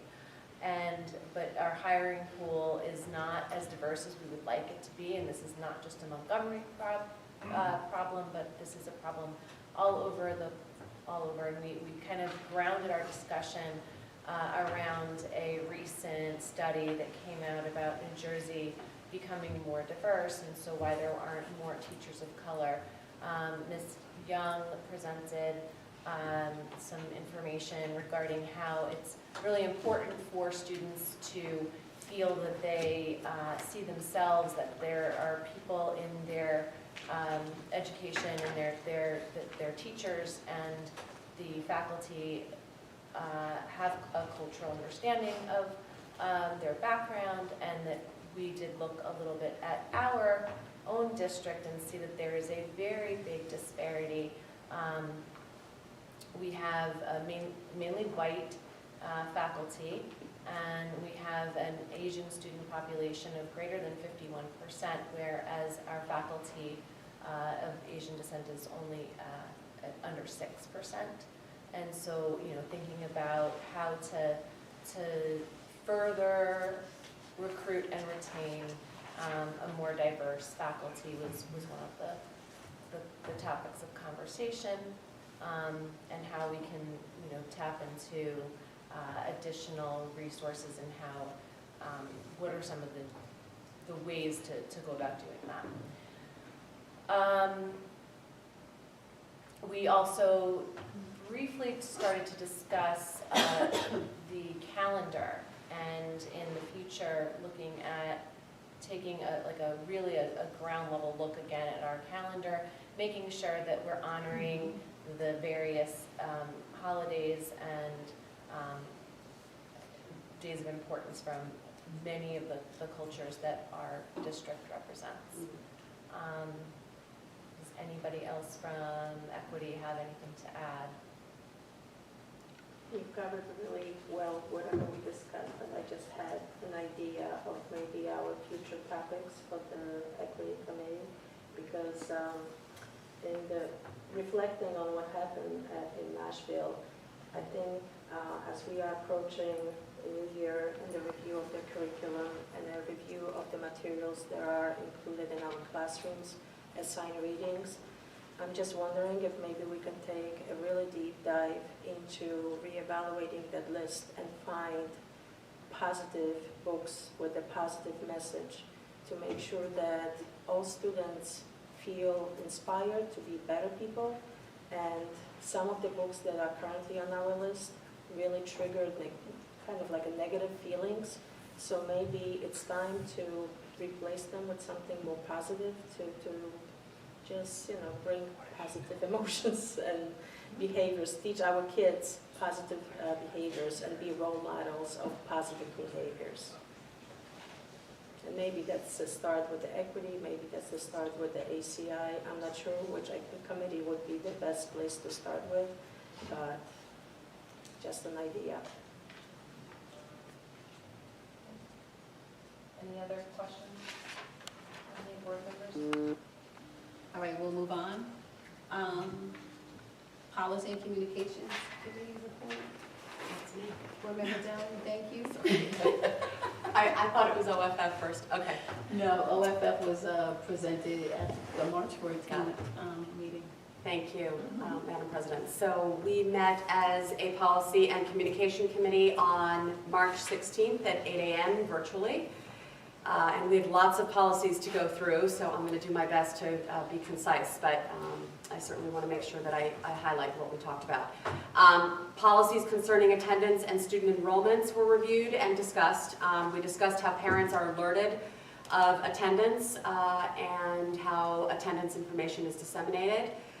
It's usually through the handbook, particularly given to parents at the beginning of the year to review.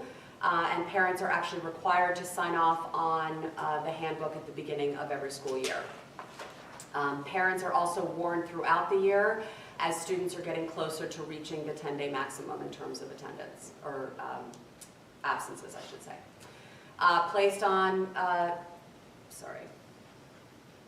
Further policies were reviewed by request. The first one was policy 8550, which is unpaid meal charges.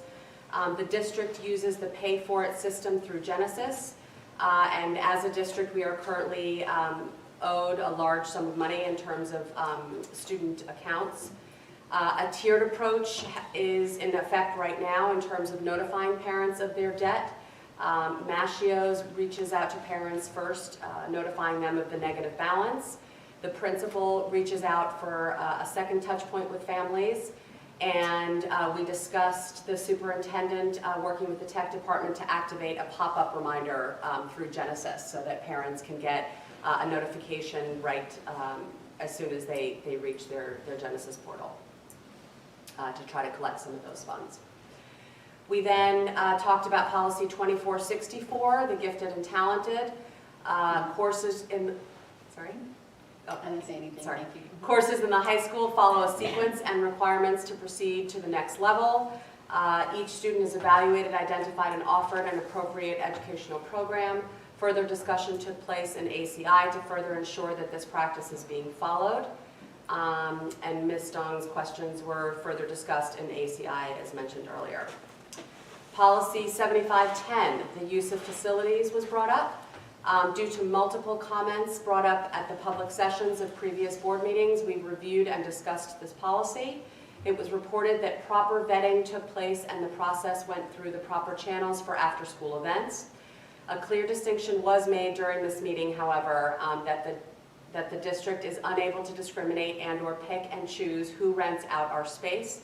However, the procedure to rent out the facilities must not include the promoting of the event during the school day and/or through the school personnel. Policy 5756, transgender students, as also requested for review by a parent. A recommendation was made to include a statement that affirms the board's commitment to create an inclusive environment in which transgender and gender non-conforming students feel safe and supported, and to ensure that each school provides equal educational opportunities for all students in compliance.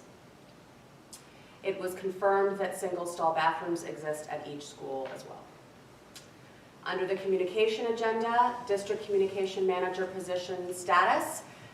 Once the budget is approved, the posting, interviewing, and hiring of this position will take place with a start date of July 1. The possibility of teacher surveys was also brought up again. There is not a staff member in place right now that knows how to write survey questions in order to properly solicit the data that we want to collect. The newly hired communication manager will oversee survey and/or other data collecting avenues.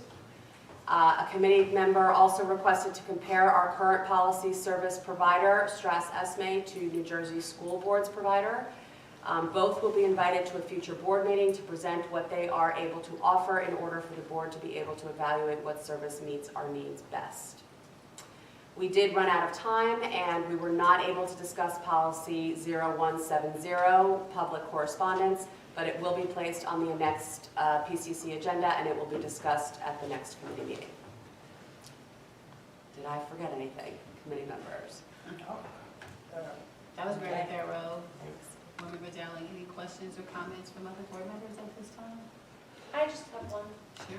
Just to say that even though some of our students' balances, lunch balances are in the rears, they're never denied a healthy meal during the school day. Thank you. Yes.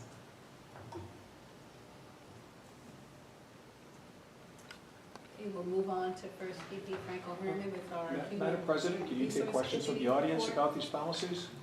Not at this time, sir. While the You're attorney's here, it disrupting would be the helpful. procedures of our open public meeting. We're on our committee reports at this time. First VP Franco Herman, the Human Resources Committee report, please. Yeah, I just wanted to make a comment. It took me a while to think about what I wanted to say, in particular to the equity report. So just two things. I agree about the calendar, and I think we should look at it holistically. I think we can't just, plug when there are holidays and then make that a holiday. We need to look at how our school calendar is constructed and make really thoughtful decisions on how we structure it and how we apply the holidays. So just thinking about that. And the other thing too, I'm an avid reader. I've been an avid reader since I was in 3rd grade. I read all sorts of books. And I think it's great that we're taking a look at the books that we're offering our kids. But I think we offer all sorts of books to our kids and not take away. That's just my personal comment. For HRC, we met on March 21st, and as Superintendent McLaughlin already reported earlier, that we are having our LMS UMS principal search underway, and I'm looking forward to having parents and students join that process come April 18. We also discussed current vacancies, which are mostly support vacancies. We're looking for, again, bus drivers, security officer, security coordinator, special ed teachers, paras, maintenance clerks. Those are the vacancies that we have, and that's all I have. Thank you. Thank you. Any questions or comments about HRC? Just a question, can board members' children participate in those panel discussions? Yeah, the email that Superintendent McLaughlin sent out today had 2 links. One was for a student sign up and one for a parent sign up. And I think it went to the LMS and UMS community. Yes. So they can, absolutely. And I think it's first come, first served too. Because no, it's not. going to be a random stratification. Okay. Yes, of Can all you the tell us, responses. what's LMS and GMS? The lower middle school and the upper middle school. Lower middle school is 5th and 6th grade, and upper middle school, the building we're in, is 7th and 8th grade. Thank you. So all the applications will be submitted, and then we'll do a stratified random sample. And what's the number we're looking at for both schools to select? About 8. 8 from each, 8 student representatives from each school? And parents. And parents. 8 students, 8 parents? Yes. Okay. Does that answer your question? And as a board member, having a child in one of those schools, could a board member participate in that panel as well? As a parent, yes. Okay, thank you. Any other questions or comments about HRC? So now, on behalf of the board, I'll deliver our officers report, and as I indicated at the last meeting, it'll be our South Africa share route. So the Montgomery Township School District Collaborative Initiative facilitators were invited to attend and present at a public education conference held in Cape Town, South Africa.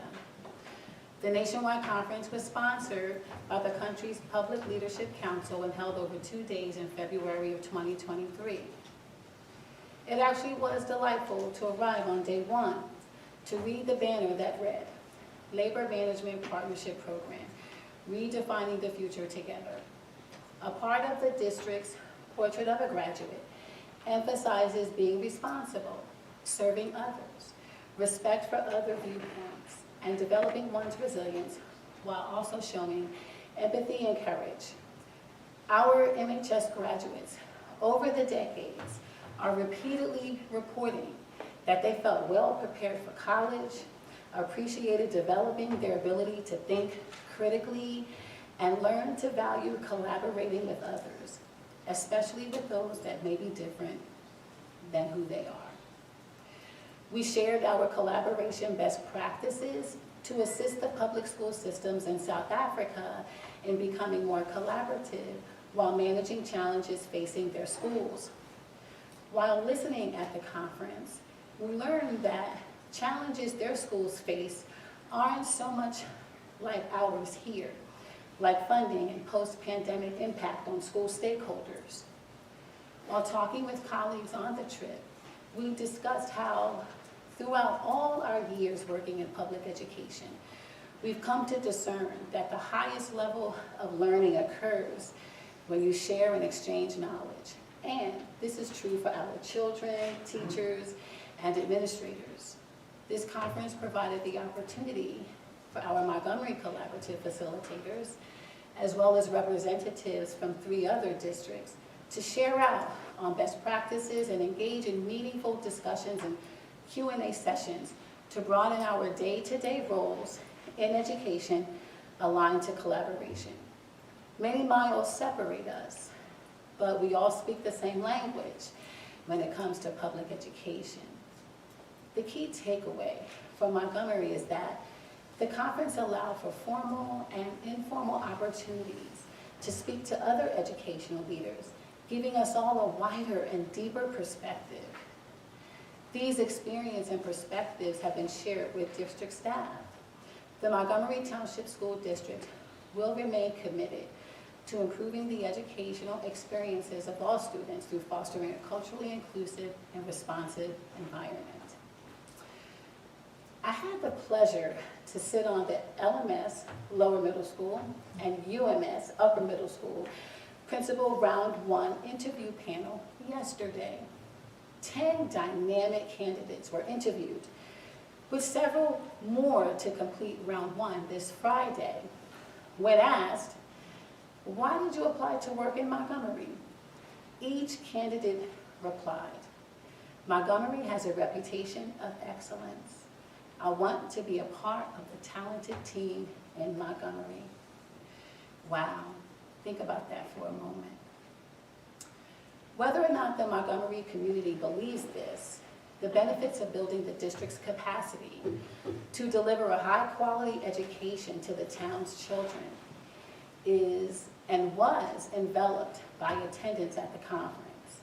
Our participation, representing collaboration experts, served to build upon the district's excellent reputation, foster diverse learning opportunities among staff and eventually our students, and model what it's like to deliver service to mankind.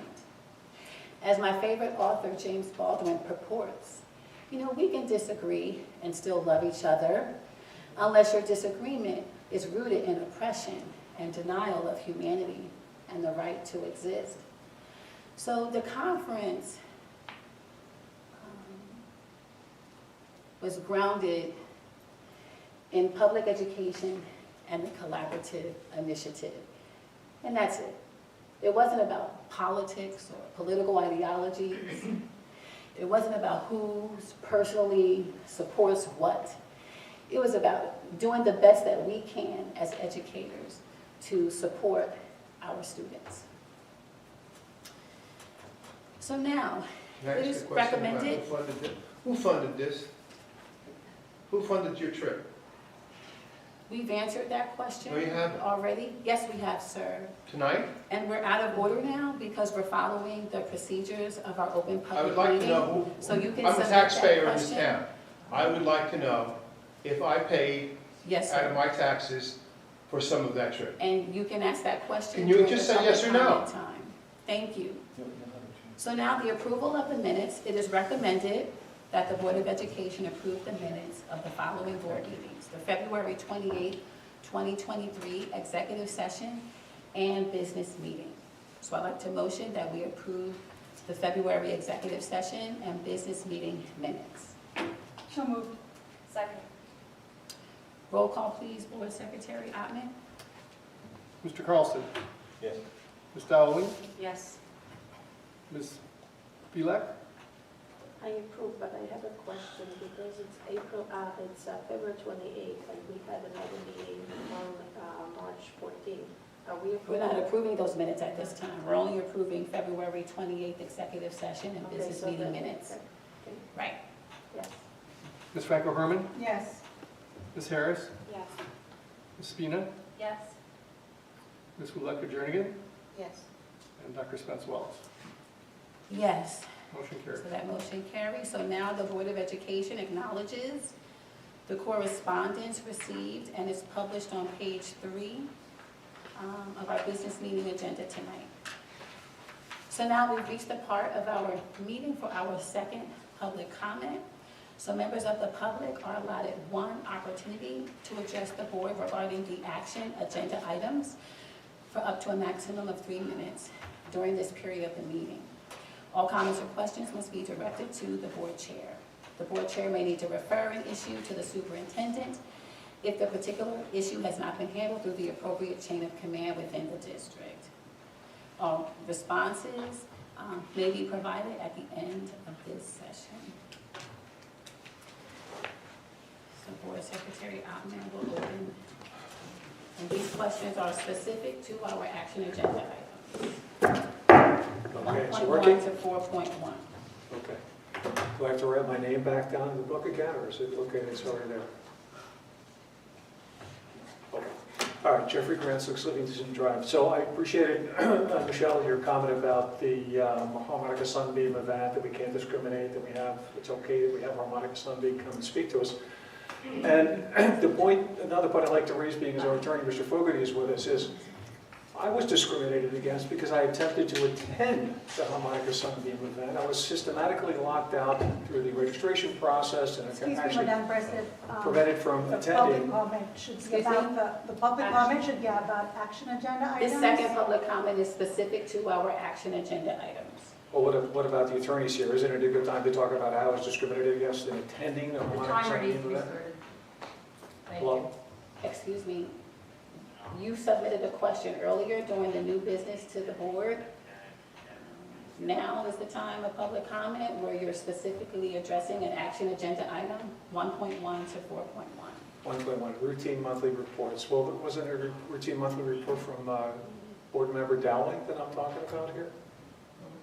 She gave a report on the policy of hosting after-school events. So isn't that what I'm commenting on? Mr. Grant, I'm not familiar with any harmonica sunbeam as an action agenda item on our published agenda for today. Well, how about talking about having after-school events on school property and a policy where we... That would be a new item that you would bring to the board next month. Okay, will our attorney be here next month? If you send it, he'll reply to you. I'm sorry, I can't hear He'll you. reply to you if either you send an email and our superintendent is taking notes. Oh, okay, well, may I Thank send you. an email directly to our board attorney with the question properly phrased? No, you would just send the email to our Board of Ed at All right, well, mtsd.us. all right. Thank you. I just want to make clear that I never said it was okay to have anyone at the facilities. That was not part of my report. I just want to be clear about that. Thank you. That's duly noted. Thank Board you. Member Dowling, you're welcome. Santi Buscemi, 10 Sassafras Court School, New Jersey. So I'm asking whether or not your trip to South Africa, faculty, I guess it was faculty who went, and administrators, was that in fact funded by taxpayer money? I'm going to assume it was. I'm an educator myself, retired right now. Sir, what action agenda item are you referencing? I'm referencing your trip to South Africa that you reported on. Okay? We have 2 public comments each public board meeting. The first is for any community All right, members so to bring what new are you business saying? to the I'm board. asking a question. The second public comment is specific to the action agenda items. We publish an agenda. Yeah, and you have it up. You spoke. It's on the agenda. It was on the We're talking agenda. about the action agenda items published on our agenda, 1.1 to 4.1. So I can't talk about submitting comment around that? Or if there's a We're specific talking item about that you student wish control to board address? harassment. You're talking about 1.1. If not, you may follow up by sending us an email to the Board of Ed at mtsd.us, and you can submit your question then. So all right. Let me just make sure I understand what you're saying. Yes, sir. All right. Mhm. So you're saying that what you just reported on, I can't comment on. Is that correct? Yes, Why is that? Can you explain? because it isn't an action agenda item. Okay, let me announce at this particular point to everybody that's here and watching, I am running for the school board. And I'm running for the school board to stop this nonsense, because that's what it is. Thank you. E basta. Hasta la vista, baby. Are there any other community members? Thank you. I have a question about the action agenda.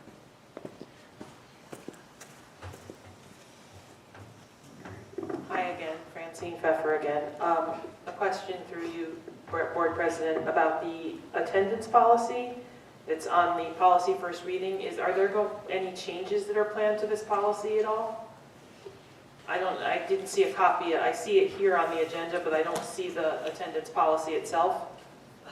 Board Member Deli, I don't recall any when I read. I'm sorry, the minutes. repeat your question one more Are time. there going to be any attendance changes to our policy. attendance policy? You talked about reviewing it, but are there any changes being made to it? Because I would like to make a recommendation. I didn't see a copy of it there to read. I do not believe that there are any I changes. don't believe so. I would just like to make a suggestion, because there is a bill moving, that started to move through, potentially may move through the legislature to require boards of education to make it very clear that absences for mental health are the same as those for physical health.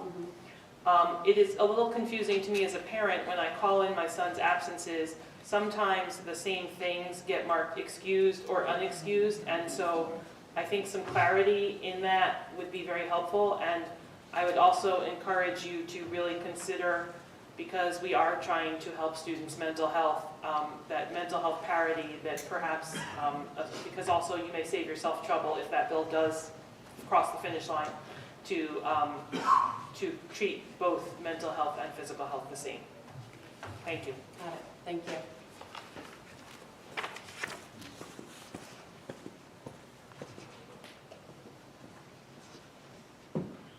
Are there any other community members that would like to submit a comment or question for the action agenda items exclusively? Please approach the podium now. Rick Cavalli, 83 Terrence Place, Bellmead, New Jersey. Before you silence me, collaboration in South Africa seems to be okay. Collaboration of the public Please indicate seems which not to action be. agenda item I you're am not referencing at this addressing an time. action agenda. Then I apologize, Mr. So you can Cavalli. apologize all you want. Collaboration We're seems going to to stop move at South on with Africa our border. board meeting procedure Now, as at to this the time. questions I You're asked being earlier today, disruptive. no one responded to them. Point of It was order, ignored. sir. I apologize. You can point of order but all this you is- want. This is, collaborative? you're being Are you disruptive being collaborative? at this time. Are you I'm being not going to collaborative? continue in the back You and give forth. collaboration to a foreign exchange nation with you at before you this give it time. to your own community. That's a good point. You're giving collaboration to a foreign country before your own community. During your tenure as president and your tenure board as a member, why did you disband the SEL committee? There used to be an SEL committee of the board. Why is that disbanded? During my conversations, this gentleman to my Mr. left, Wayne, this man came to could you me. please? Why don't you take a brief adjournment so we can I'd discuss like it? a motion to temporarily suspend this meeting at this time. So moved. Second. Thank you. I appreciate All your in fear of the favor? public. Any opposed or abstentions? Thank you.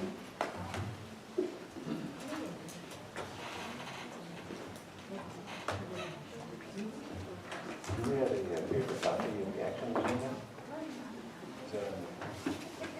They're on the table.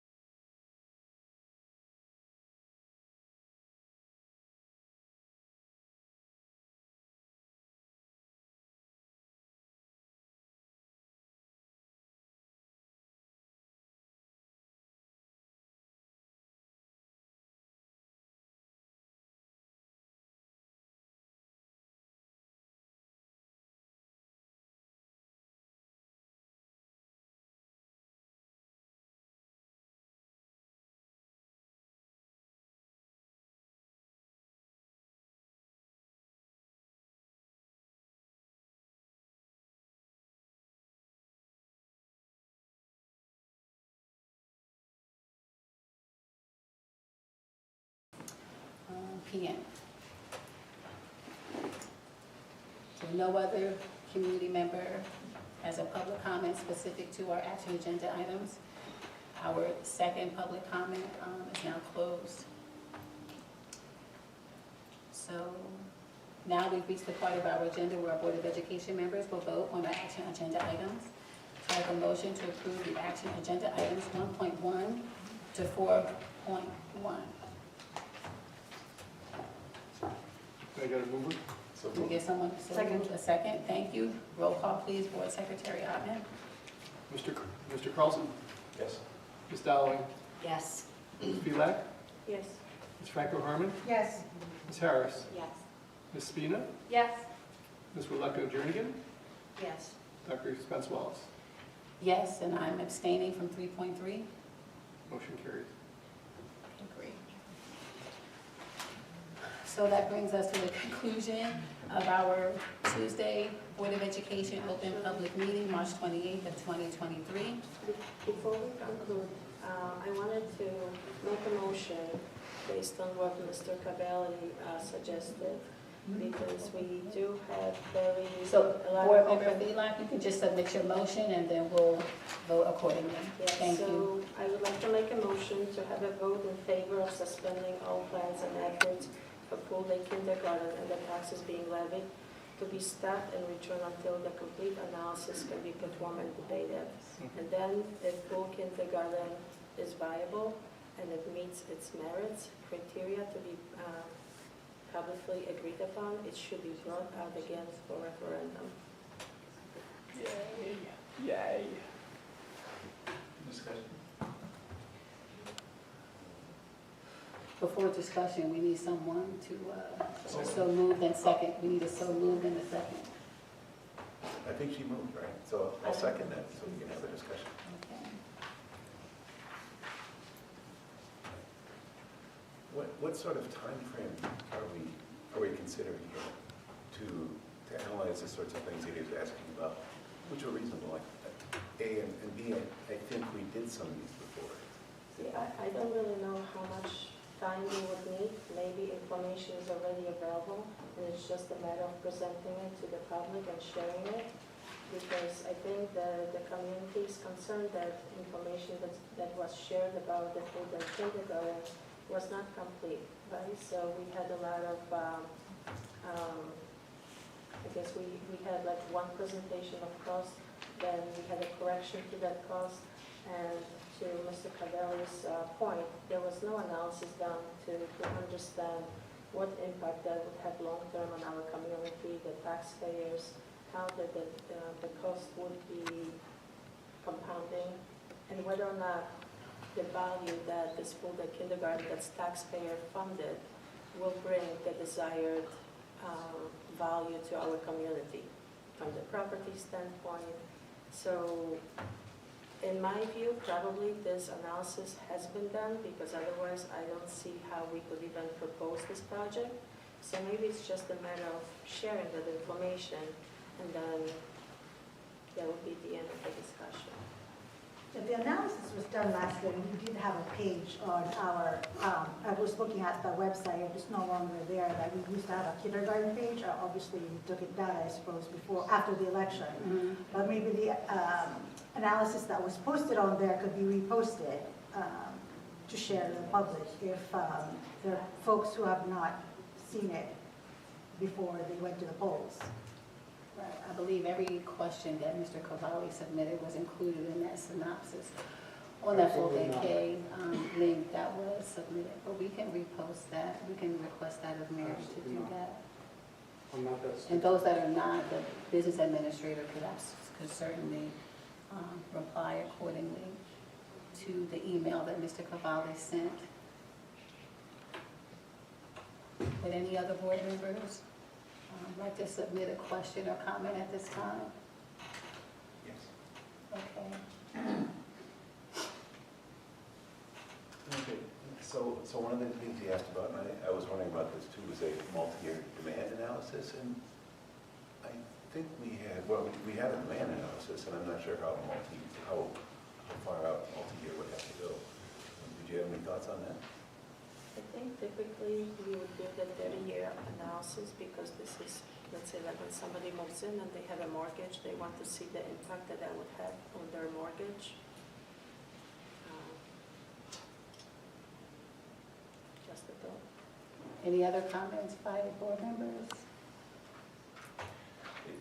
I just wanted to say one more thing, really. The first thing he said, and I brought this up before, that I think we often are concerned about containing our costs and thinking about keeping the taxes from rising. And I'm definitely on that side. I want to keep our taxes from rising. Sure, that's a reasonable. And I believe there is another concern that the community keeps raising is that we already included in our budget half-day kindergarten cost. And we also included a subsidy for the wraparound program.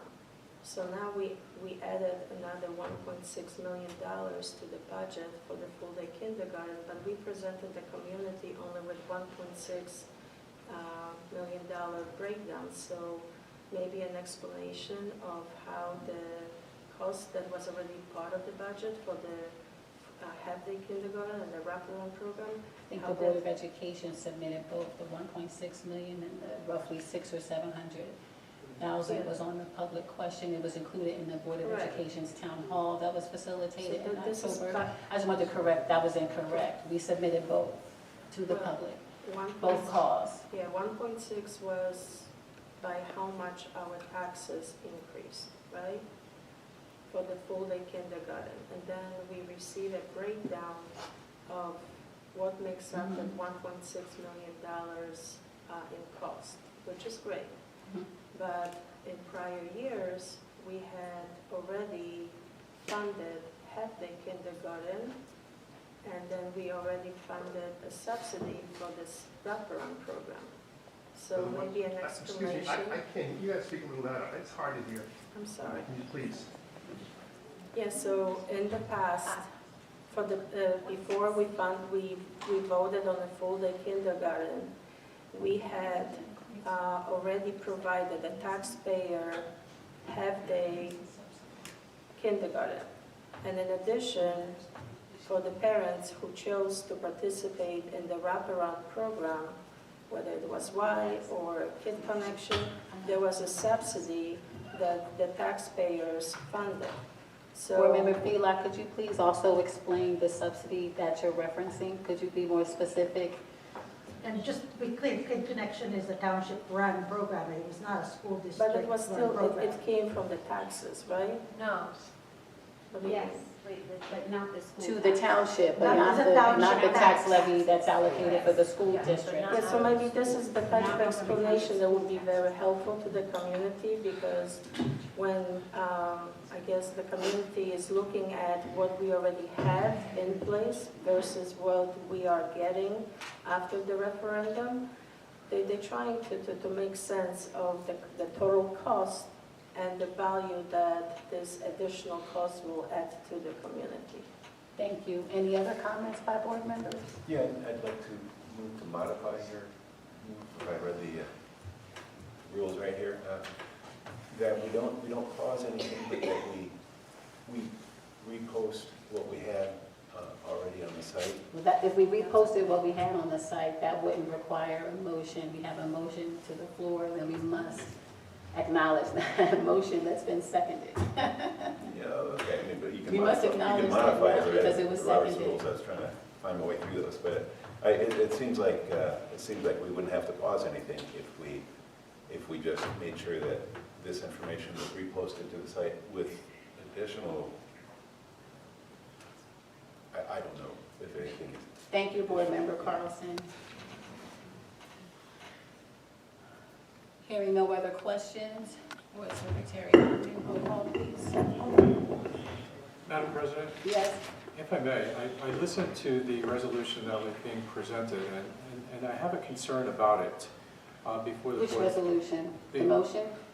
Yes, the motion. By Board Member Phelan? Sure. And I have a concern about it because if I understood it correctly, the motion included not only postponing any expenditures with regard to the full-day kindergarten, but, and I don't have it in front of me, but I thought what I was also hearing was a motion that would have negated the public vote on this question. And we don't have the legal authority to do that. That's correct. So, Thank you for the explanation. I mean, it was just a motion that I presented, but it's. so I think posting the information certainly can happen, but I think I heard that as part of that resolution. Yes, and I'm glad you're here. Yes. So if we're still going to vote on that, do you want to adjust it to just post? We don't have. You don't Board have to Member Phelan, would you like to withdraw your motion at this time? Well, if we cannot pause it, then it will not really change the resolution, I guess. Would you please make the statement whether or Yes, not you'd I like would to withdraw your my motion? motion. Let the records reflect motion from Board Member Phelan is withdrawn. But we will still post the information. Yes, Board Member Carlson, thank you. Superintendent McLaughlin was able to click on the link, so she's going to have our technology director look into that to make sure when everyone clicks on the link, they're able to access that information. All right, so I think this concludes our March 28, 2023 board meeting at this time. Thank you for all of those who have participated. Should there be no objections, I'd like a motion to adjourn tonight's open public meeting session. So moved. Second. All in favor? Aye. Any opposed or abstentions? Thank you, everyone, and good night.